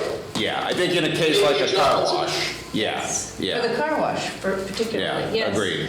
That 20,000 of April of 25 it's quite a bit. It's still not 50-something, Yeah, but right, yeah. right. I mean, there's 20,000 in January as well, but I think if you're going to try to be as accurate as can, you would look at it in the seasonally. That's all for figuring. We should compare the same period a year. Yeah, Mhm. yeah. Okay. Well, I think with a home, it April to doesn't April. matter, but with a With a commercial. car wash, it probably matters. Especially a That big does demand. Different, yeah, User. that's fair. So we can sort of pass on this, Yeah. and when we meet next, we should have this May to June bill to look at the total period there. But your policy says 2 billing cycles previous to the leak. That's what I'm saying. That makes sense on a house, but it doesn't Right. make sense on a Yeah. car wash or a, I think we ought to pass and see what that next quarter brings. So he has a bill to pay though, and then you get, it. Do we, He has to pay it. Yeah. oh, Yeah.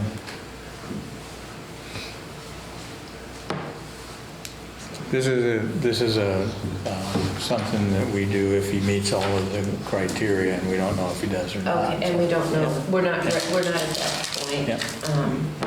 No. And Was then he'll that have the- okay with everybody to wait till next month on this? You okay with that, Rick? Sure, and when we do it, we'll take a look at the bills on a seasonal basis. Yeah. Right. We can prepare for that. So you can, for the minutes, Kaya, you can, by consensus, we agreed to wait till the next bill to make a decision on the 1 leak rule and executive car wash. And you want me to look at it seasonally? Yeah. Okay, and then for the next one, I will also include Figure out. Spillane 63 South Right. Main. Yep. So Yeah. who owns what? As far as I know, Chip is the father, he owns the car wash. Okay. Tucker owns the Airbnb. Tucker Okay. also runs the laundromat, last I knew. Which brings up a greater question at some point, does it 1 leak per account, per owner, which we don't have to answer that question now. I think that's in the policy, isn't it? But I don't know who I was talking to on the phone the other day then. I called him Chip, It's per Chip- property. but he sounded young. But- they have the same, well, to If your somebody point, buys they it, have the same first they have name. 1 leak rule. Lowell T. And the Spillane. new owner Chip is the gets father, free- Tucker's the free- son. Yeah. They're back in, Yeah. that's what they cover, so it's, I would certainly think the 1 leak rule applies by account. yeah, it's property. That's where I'd start. Right, and then we said things like, I just was chatting that if someone sells that property, the new owner starts over for the 1 leak rule. But, the fact that you own 7 properties in town, you gotta look at those properties individually right? We can take that up. Okay, but I think you can look at how the policy is written, but it sort of seems it's.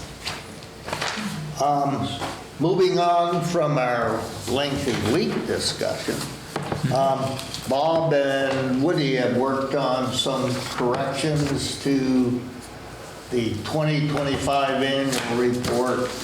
They found there was a page missing, and you've got some other, so do you have a proposal, or you're still working on it, or?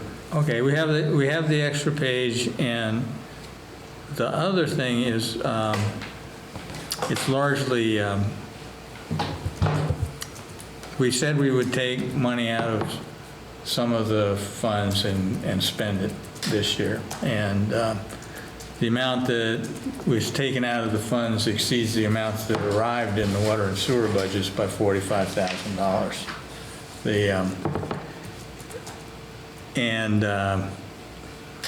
I'm pretty sure that it's So you haven't found where it went yet, or you're still? No. And there's a funny story associated with this. This morning, my son Nate's in town. He said, pretty sharp guy, and he got an artificial intelligence to look at the report, and it says, it was the one that actually picked up this $45,000 things, but it said that, well, you know, probably it's a matter of the money was, you know, clerical error, or it was just sent in one accounting year and arrived in the next one, and stuff, something like that. So just needs, what it needs to be is to have the amount that was given to the water department from the fund be increased by $45,000, roughly speaking. The AI went on to say that you know, this is probably not consequential, and I noticed some other arithmetic problems. These are not consequential, but it went to say, if you don't fix this up, an eagle-eyed taxpayer like Tom Glure may be critical of you. So It said his name? That said his name. That's really, that's crazy. That's scary as well. That is, you bet. But it was reading the reports and reading the minutes of Oh my God, he's going to march in. I see him in the gym from time to time. I'm going to try and track him down so we can tell him his story in person. He's gonna, his head's gonna swell. So you're not ready to present an amended report at this? Well, here's the problem.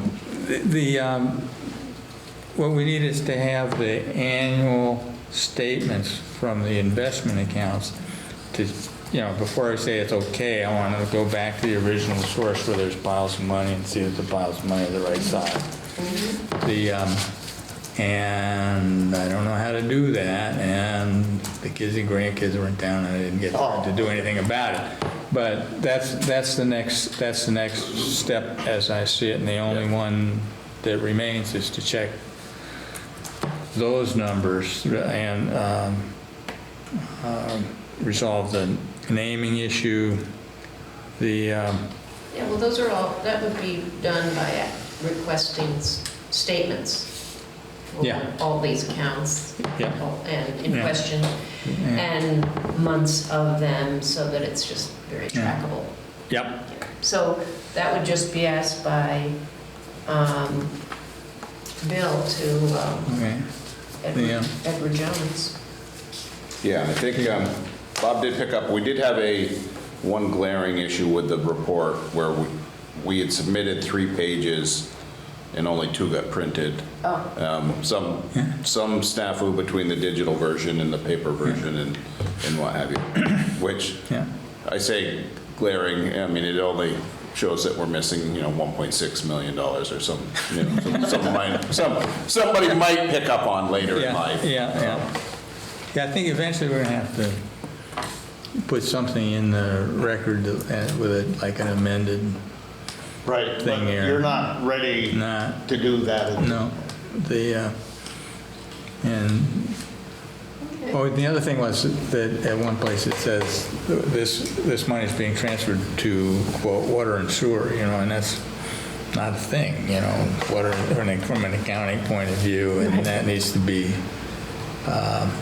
and that can be figured out from the way the money arrived in the water and sewer accounts. But the AI was very helpful in addition to calling them names. It named the people who it helped explain what we were doing. So very good stuff. Not ready yet. Then we I don't know, should I call Sheppel up and ask for these things? Or? He'll be in the office on Wednesday, or on Friday, I should say. Okay, maybe you could. Yeah. So you can report that Bob and Bill are working on the correction of the 2025 annual report with regard to some funds that are, I don't know, inaccurate, I guess. Yeah, that covers it. Accurate, okay. All right. Anything else on that, or ready to No? move on? I put on there the duties and responsibilities of the district clerk and treasurer that Woody had thought that we had some that we were gonna look at, but Woody, you wanna? Yeah, I looked at some of the job descriptions we have and for the clerk, treasurer, in town and village stuff, and we don't have anything that accurately portrays, I think, what our clerk does or our treasurer, so. So we're gonna have to Free, but, Yep. yeah, recreate those. correct. I couldn't find where you had them anywhere, so. Well, I can't remember, maybe Bill, if he knew of them, would know where they are. So we're still working on that. And moving on to the questions on the advantages and disadvantages. Well, wait, 1 second. Just for, so that's really great to get all that definition, but in the meantime, where we don't have a named, well, we have a named treasurer, interim treasurer, correct? Right, That's yes. Bill Chubbuck. And for clerk, eminently, it's not really, well, it doesn't seem like we particularly would be pressing them into service right now, but. Well, there's There's they no won't have anything to do election, until the election. Yeah, well, that's where this, if we could really rustle up the job description, it would be very soothing to the public to know that not having a clerk is not really impeding any services and support to our district function. I do realize that mostly the clerk does elections, things that come up for bond votes, if that were the case, or just other kinds of voting elections. So I just wanted to say that it would be nice if we could just acknowledge that this is not impinging our operations. In the minutes, or? Yeah, well, maybe, yes, to add to this topic here, that while we are working on the job descriptions for both of those positions, and in the meantime acknowledging that we do not have a clerk, but that is not impinging the current status of our operations. Did you get that wording, Kyle? Impinging, or whatever a better word is, it's not, Impinging, it's not, it would be impinging on or constraining or hindering, but yes, Hindering. and we want to make it clear that it's in the short term. yes, at this time and in the short term.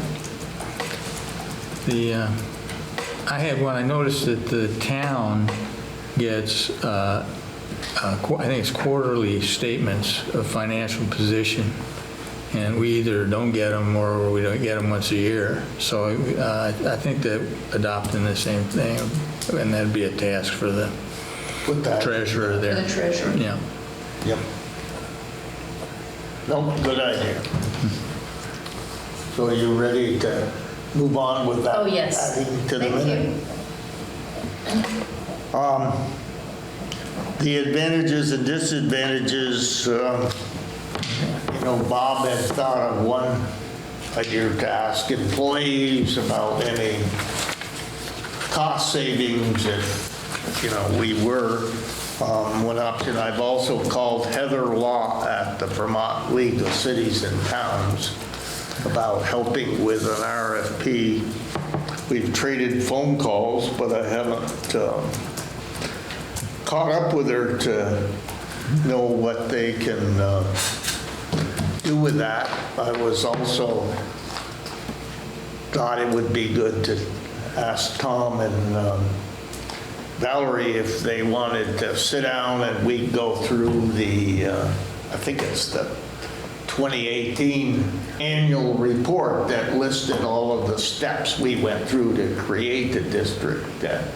They seemed like, Tom wasn't here, all the votes and public things, but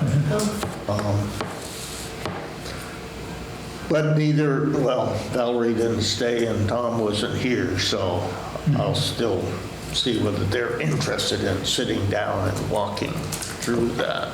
So hopefully by next meeting, we'll connect it with Heather and see what they can offer about, how to prepare an RFP to do this.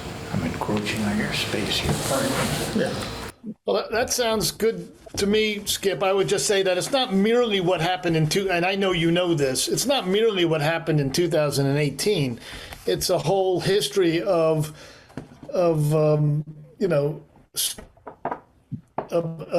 separation of the water and sewer system from, a large part of the polity, Waterbury.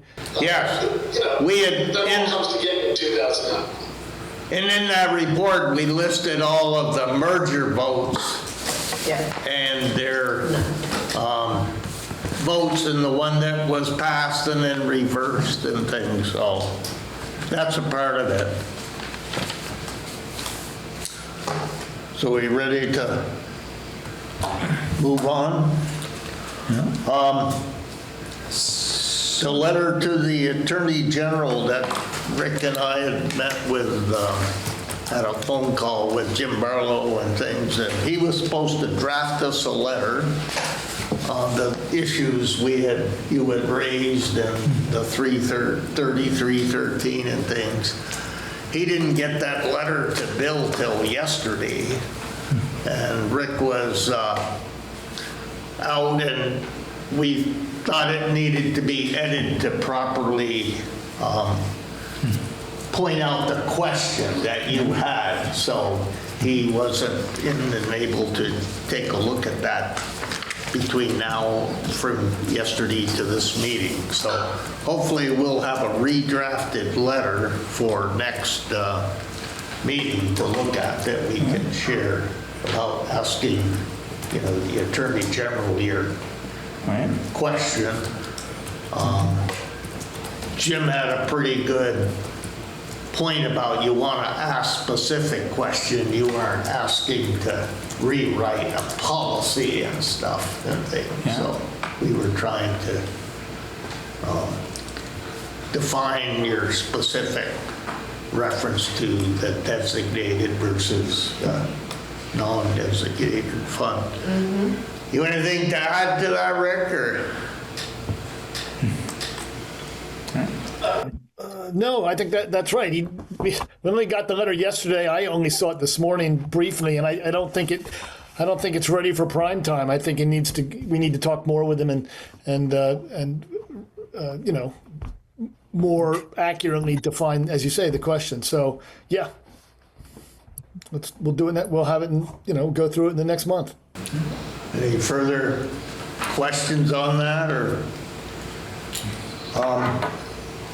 Hearing none, Rick and Cindy had worked up the activities on the watershed to kind of post and letting people know we haven't forgot them and what we're kind of planning. So you want to share any more on your thoughts on that, or? Well, I think what was in the package. Yes, it's in the. It's what was in the. Oh, I'm sorry. Go ahead, Cindy. Forgive me. No problem. It's just people need to hear from us that we haven't completely forgotten about them. So.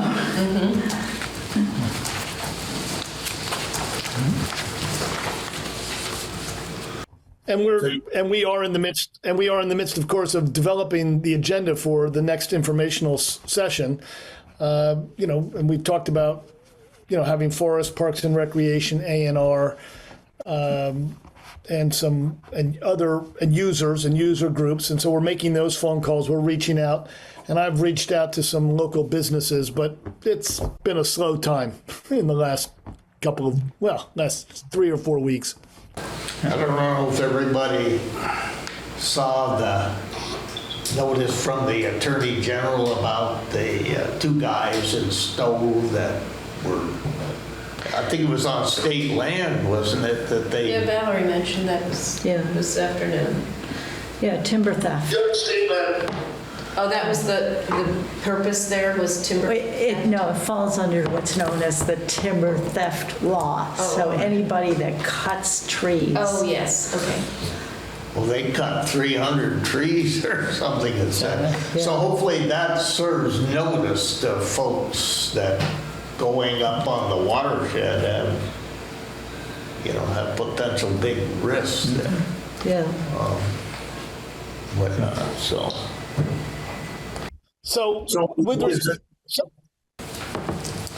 So we're okay with folks to post that on our website that Rick and Cindy have put together as to this. My only little question here is it is dated June. We're in July. It says later in the summer, but it says later in the summer, and seeing how the summer has seemed to have been slow at, it's a slow time to get a lot of stuff done. Do you want to stick with later in the summer? Later in the, doesn't it say later in the summer? It's September is still the summer. Oh, it is? Yes, I guess it is. Okay. Yeah. September is still the summer until the 20th in any case. Yes, it shouldn't say June. It should say July. What I would ask is, Bill, if you could arrange to have it put on the web, and I would also post it on Front Porch Forum. And we can send it to Lisa as well. And you want me to change the date from June? Is that? Or Say July 2026? Yeah, that'd be fine. Yeah, that seems. So he wants to post it on the website? Where else? I think there's a special section. Front Porch Forum. We'll let And then communications person. the roundabout. You can send it to Lisa. Lisa, as you can see, is putting her thumb up, saying, sure, send it to me. Is she on me? Is she on there? Oh, there was something that just flew up the side of the screen. I think it was a thumb. Yeah, there it goes. She's very animated. Is that somebody? But as you see, it refers to her thumb in the corner of her box there. So she's saying yes. So who was saying yes? Lisa, the Waterbury roundabout. You're covering her all up there. Okay. So, Lisa, Hi folks, for some reason my camera's not working. I can't get it to, I don't know, I don't want to reboot my computer, so I couldn't just wave at you, but thank you. so you can have by consensus, we agreed to post that. Yes, I would appreciate that. I'd be happy to get that information out to people. I'm sure people are eager to hear about it, and we'd be happy to include that. And that case in Stowe is definitely interesting. Probably get something out on that as well. Thank you, Lisa. That'd be great, Lisa. Thank you very much.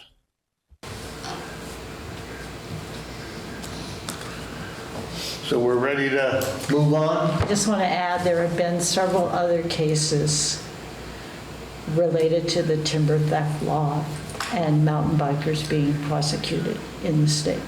So it's nice it's in the neighborhood, but it's not the first one.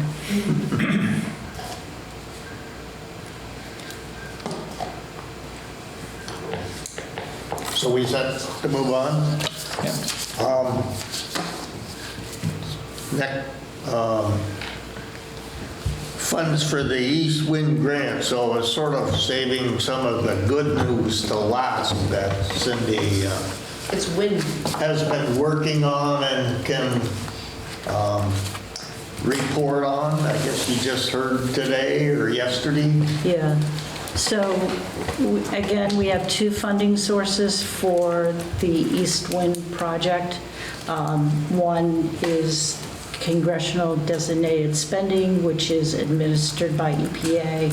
And the second, much smaller funding source is from the Agency of Commerce and Community Development, who did a site visit this afternoon and are really tickled about the project. So it checks all their boxes.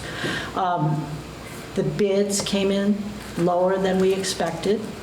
And so we have 500,000 sitting on the table, and it's taken a while, but EPA has given us the green light to go ahead and spend that 500,000. Oh, with particular strings or? Yeah, it's, There are some. yeah, but it's no different than the project, the part of the project that's been finished thus far. It's just expanding the scope to cross Route 100, across McNeil Drive, run down the other side of Route 100 to the property that has a couple of apartment buildings, because they have very low yield in their wells. They can't flush their toilets, and this has been an ongoing problem. So that's viewed as a public health risk. And Absolutely. so we'll go as far as we can, but we cannot move past onto the Cabot property because the funds will not pay for extensions to businesses. Okay. So would we tackle this as we change the scope, but it's a change order, or is it a more of a New project. No, it meets the criteria of place, purpose, and time, so it's the same project. Well, permitting wise, it'll be. So what needs to happen, what I would suggest, if you are agreeable to, is that we amend Dufresne Group's contract to do the design and any additional permitting. And then we change order to the McDonald construction contract and do it that way. That's a big win. That's a really big win. Yeah. It's a big impact. Yeah. I mean, Oh, no, not another $500,000. Yep. So is there any timeline on this, or? They did not give us a timeline, but I know that they would love it if we could at least get this designed and the change order done this calendar year. So we're not ready to make any motion at this point.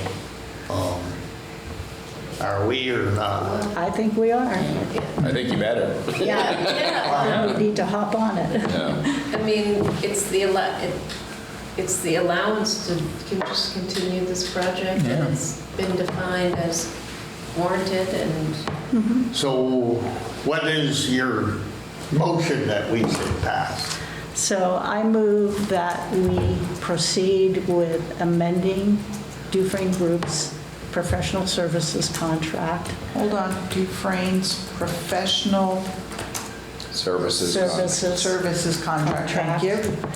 For design and associated permitting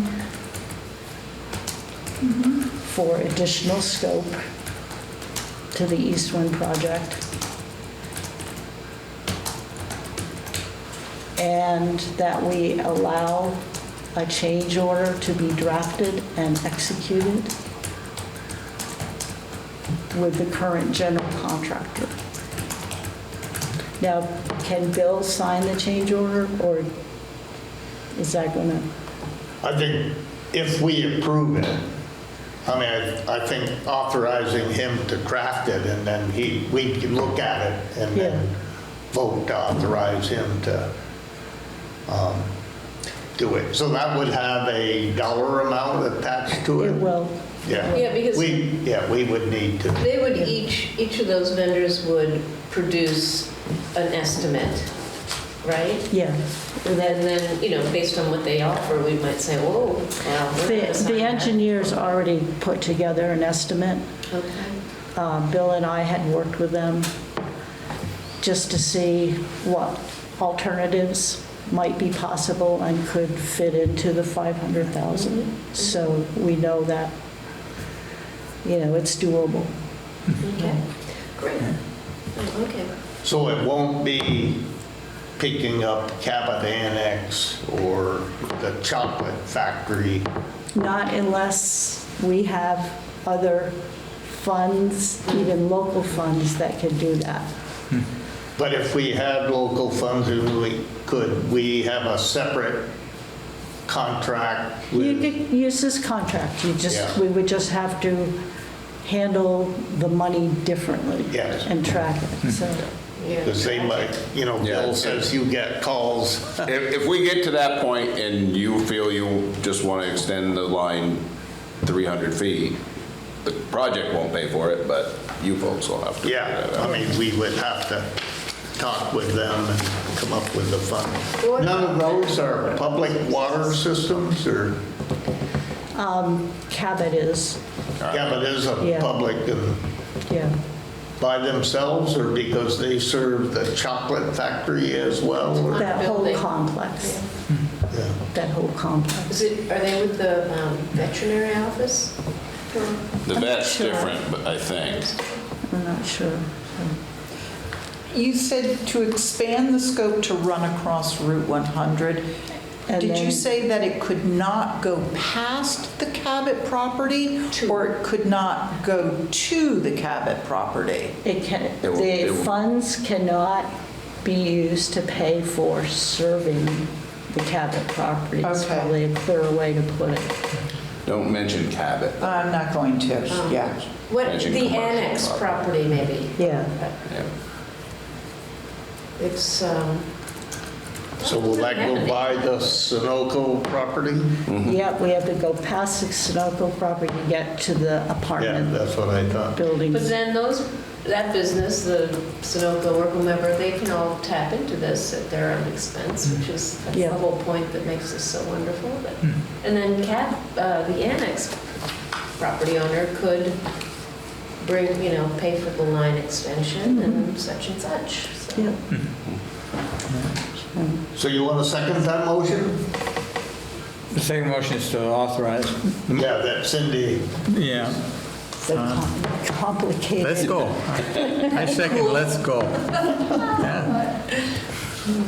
The motion has been made and seconded. You want to read it back to us, Kaya? or- Cindy moves to proceed with amending Dufresne's professional services contract for design and associated permitting for additional scope to the East Wind project, and that we allow a change order to be drafted and executed with the current general contractor. Yeah. It's called a change order, but it's negotiated, and then we order like it's a menu. It's not a, So am I rewriting That's fine. something? No, you're fine. Oh, You're fine. okay. The motion's been made and seconded to authorize, a change order to be drafted and presented to the board. Any other questions on that? If not, all those in favor say aye. Aye. Aye. Aye. Motion passes, and a big support for Cindy for working through that. yeah. I know it took a while, but EPA has lost a third of their staff in the past year. So, EPA has been under stress there. That's how you change the world. You destroy the institutions. right. Well, I think getting across Route 100 is, that whole area, it's, Quite a feat. Yeah. I just hope there's no contamination going past the gas station. I hope there's no contamination going past the gas station. well, did you ever know Ben Sargent? Yeah. That gas station has one of the first mound septic systems Okay. that he had approved. I don't know if they're still using it, and whether it's even close to where the water lines gotta go. Yeah. But he talked many times how that was one of his first. Looks like kind of a swampy area that they're. Yeah. Is there wetlands this has got to go through? Yeah. Well, Alex tells me no, and Dufresne tells me yes. And my answer is, who's stamping it, so. And I think fire protection for that area Yeah. is a big plus. Yeah. When we amended the agenda, you didn't bring up your, No, I have that written as well, yeah. but it's under the East Wing project, so Okay, yeah. I would, Add it here. Woody's got a request related to that. Yes, so the pay request, as Cindy has said, there are two funding sources for this East Wind project. The second pay request has come in from the contractor. It's a sizable amount. We do not have enough money in our checking account to pay that amount. This money will all come back to us once we submit the reimbursement to the feds. Who knows when it will come back. It probably will turn around reasonably quickly. But in order to pay the contractor in a timely manner, it will be necessary to borrow some money to make sure, first and foremost, that we cover all our expenses. So And how much is, this pay request is about $500,000. You know, it's a good chunk of the project. So I've spoken with Bill Shepluk about options of how we'd might like to do this, pending what the board chooses here. And he has said, you know, we can look at it a couple different ways, either some of our 1.6 million that we have, maybe something from the UDAG funds. We didn't come up with a plan. He's coming in Friday, but I think the ask is to authorize borrowing to pay this. short term? Short term, yeah.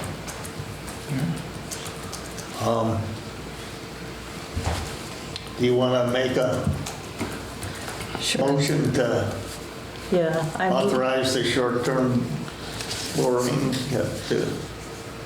So I move that we authorize short-term borrowing so that we can pay J. McDonald in accordance with state regulations of payment to contractors within 30 days.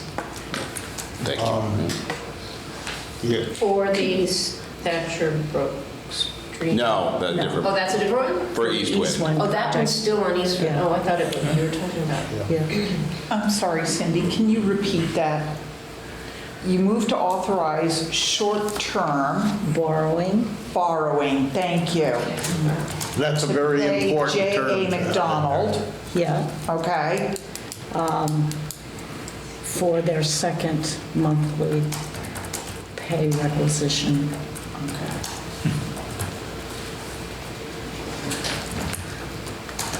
In accordance with Vermont regulations.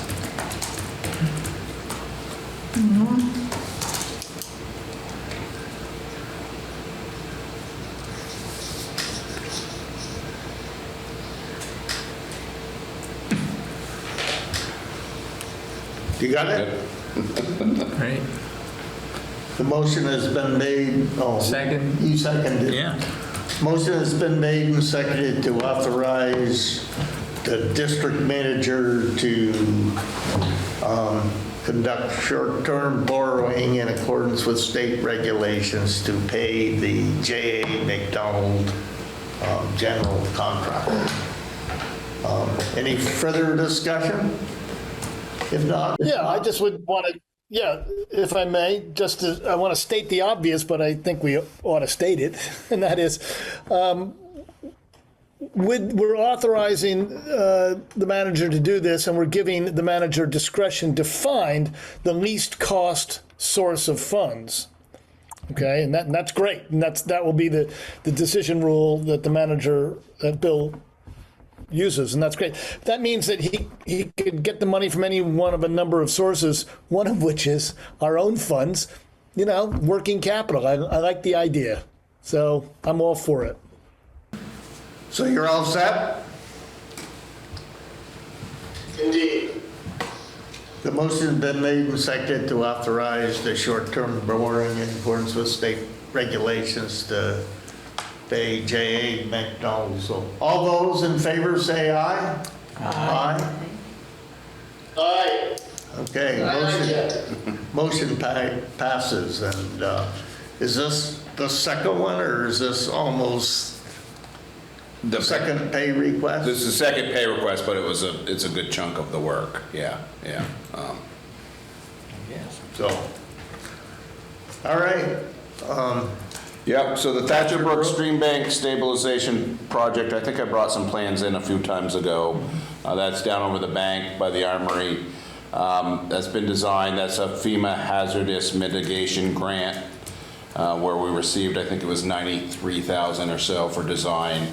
That project is ready to be bid and has been bid so that they can firm up the numbers for what is phase 2 of this grant, which would help cover the lion's share, or almost essentially all of the construction cost.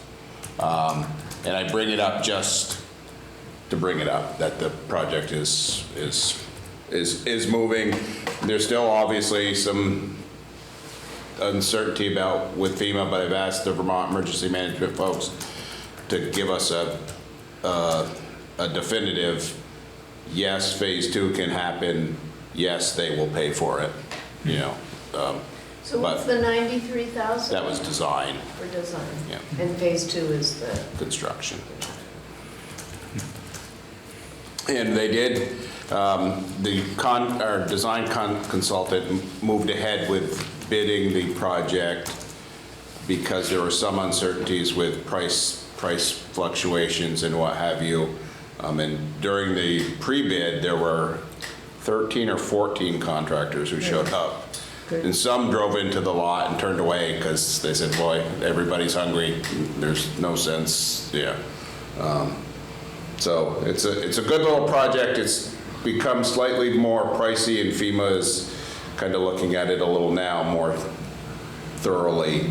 Part of the price increase is the road that goes up to the Armory off of Union Street, which will need to be accessed to haul all the material in and out, is in very poor shape.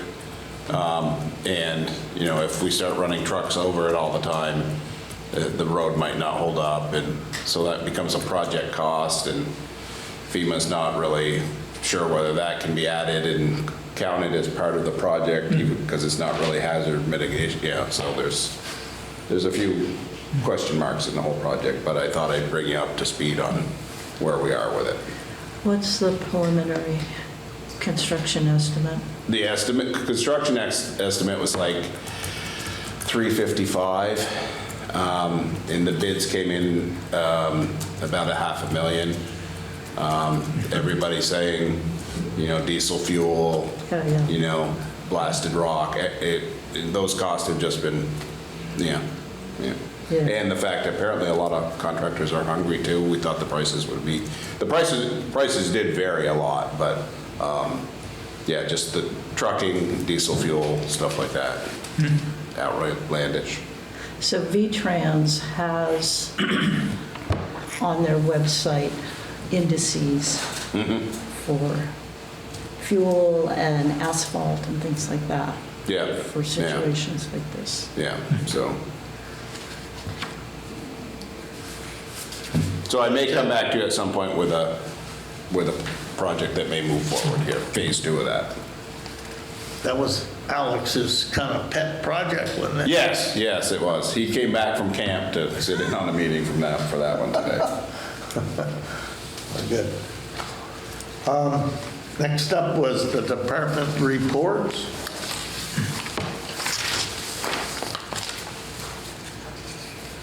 They look good.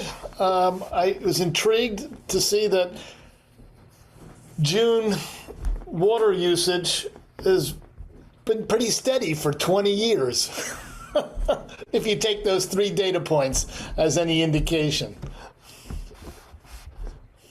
Or 9 data points. I thought that was interesting.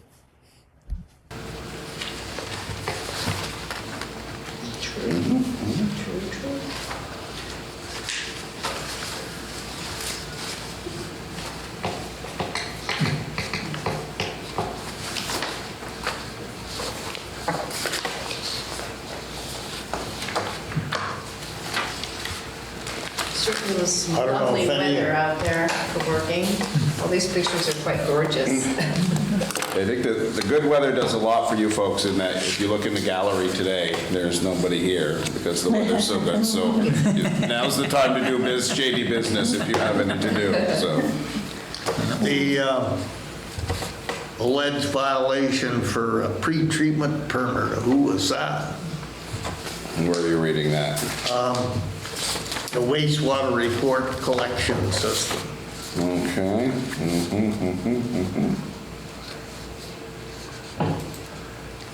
The last Received for a pre-treatment permit. Oh, yeah, that was that Ben and Jerry's or The Alchemist? I can't remember. Yeah. Are they the only two pre-treaters? Yep. Yeah, because Yep. Freak Folk Yeah, decided it wasn't to do them, though, yeah, but, yeah. Huh. And also, they mentioned 1 South Main Street, which is the reservoir. Those of you who lived in town saw that that was plugged up for a couple days, and the moral to the story is you better be doing what your public works director tells you to do, because he told them to fix it way back when Main Street was done, and they decided not to. So then it plugged up in prime time. Yeah, it was a Thursday or a Friday restaurant business, and, yeah. Maybe they'll get the message now. Yeah. And he's he was one of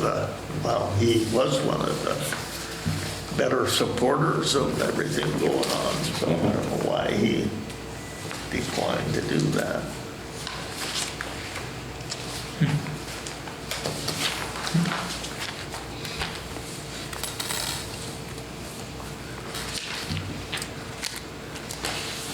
Any other comments, or?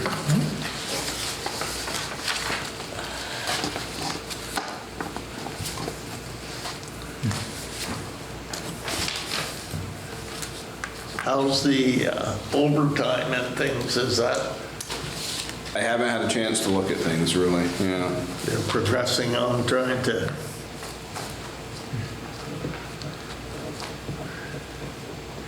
follow the contractor and kind of training and things. Yeah, I won't say water and sewer have been on autopilot, but since I've been somewhat diverted, they kind of run on their own to a certain extent, which they are capable of, so. Oh, good.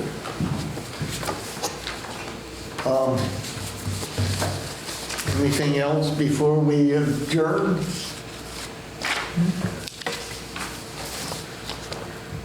A motion to adjourn would be in order. I move adjourn. So moved. Yes. Second? Second. All those in favor say, let's go. Let's go. Let's go.